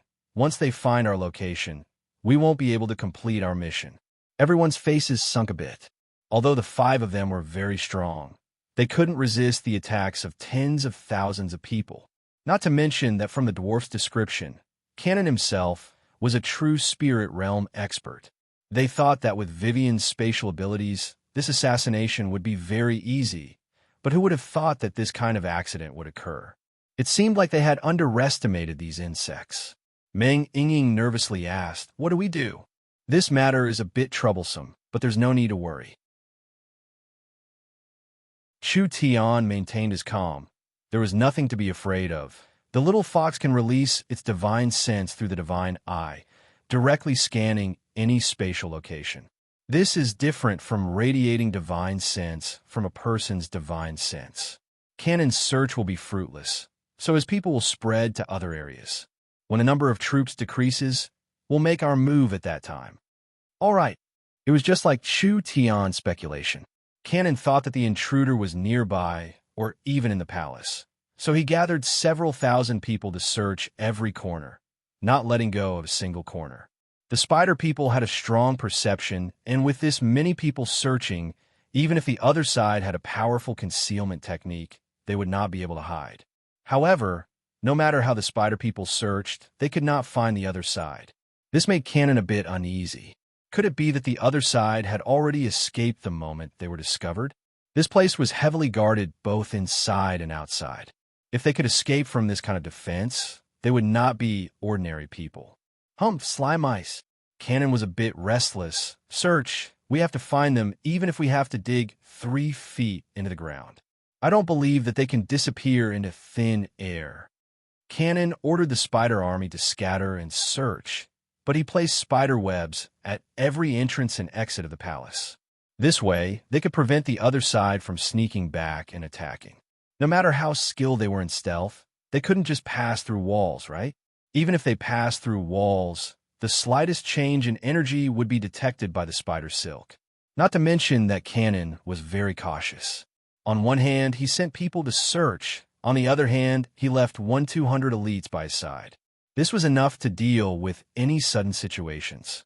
Cannon could not understand. Why would someone run in here? While he was feeling confused, the spider silk around him began to tremble again. This time it was not a divine sense scan, but rather a strong energy fluctuation. An incomparably sharp energy directly repelled all the other energies in this space and forcefully tore open the space. This is bad. Spatial energy. Cannon turned pale with fright. Be careful. There's an assassin. Vivian tore open a spatial passage, and a few people charged out. More than 100 spider bodyguards surrounded Cannon. Vivian raised her sword and sent out a spatial slash. A dozen bodyguards were sliced in half at the waist. This kind of spatial attack could not be defended against at all. This was because a slash formed from spatial distortions was an attack on the spatial level. No matter how dense or sturdy a material was, it could not resist this kind of tearing. Cannon quickly released his spirit energy, attempting to use his energy to disturb the surrounding space and lower the success rate of the spatial attack. He loudly shouted, "Kill them!" The spider bodyguards bravely raised their weapons and charged forward. Chun Bingyu and Dongfang Haoren charged out from the left and right, instantly sending several dozen spider bodyguards flying. Cannon felt that something was wrong. These people were very strong, and the bodyguards could not stop them, so he had to call for more troops. He released some energy into several strands of spider silk, and the energy was immediately sent to all parts of the spider silk. Almost every spider person received this urgent message and immediately rushed towards the main hall. The sound of the spider army charging over could be heard all around them. In at most 10 seconds, this place would be surrounded. Meng Yingying quickly shouted, "Vivian, quickly kill him!" Vivian sent out a spatial slash. Cannon's energy had already filled the surroundings. Although his cultivation couldn't stop the spatial attack from forming, he could still slow down the speed of the spatial slash. Cannon pulled back in time and dodged the attack, but one of his legs was still cut off. Consider yourself lucky. Vivian gave a snort and began to condense more spirit energy. Cannon was a true spirit expert, but he was only in the first true spirit layer. This elf with spatial energy was at least in the 3rd true spirit layer, so she was definitely not his match. She had to quickly run. Pooh! Cannon spat out a large cloud of poison mist and was about to run away. Flame Demon Transformation. Chu Tian turned into the Flame Demon Transformation and entered his second state. Like a sharp meteor, he chased after Cannon and slashed out with a flaming sword. Seeking death, Cannon could feel Chu Tian's aura. This person's cultivation was around the 8th awakened soul layer. Even if he used a strange, secret technique and was not weaker than a peak 9th awakened soul layer expert, trying to block a true spirit cultivator was still overestimating himself. He casually sent out a spear. Who would have thought that when Chu Tian sent out a full-strength slash, he would release the demon god's sword source spirit? This source spirit that was close to the god level immediately increased the might of the sword glow by several times. Dang! A crack appeared on Chu Tian's starlight barrier, and he was sent flying several meters. Cannon only took a step back, but he revealed a look of disbelief. Although it was true that Cannon had the upper hand, with his trivial awakened soul realm strength, forcing back a true spirit cultivator, this was an impossible matter. After Chu Tian's cultivation base increased, this was the first time he made a move, so he was satisfied. Cannon's cultivation base was only a bit weaker than Malam's. Being able to fight this kind of opponent without being injured, this was enough to make Chu Tian in the 8th awakened soul layer feel proud. This did not mean that Chu Tian had a chance of winning. Actually, without using the power of his main source spirit, Chu Tian could not last more than 10 rounds. But this was not important. Chu Tian did not need to personally fight him. It was enough as long as he stopped Cannon. Vivian's explosive power turned into a dozen spatial slashes that descended at the same time. No, you're tuning in to the Warrior Lore YouTube channel. Don't forget to subscribe and join us on this journey to catch the most captivating stories.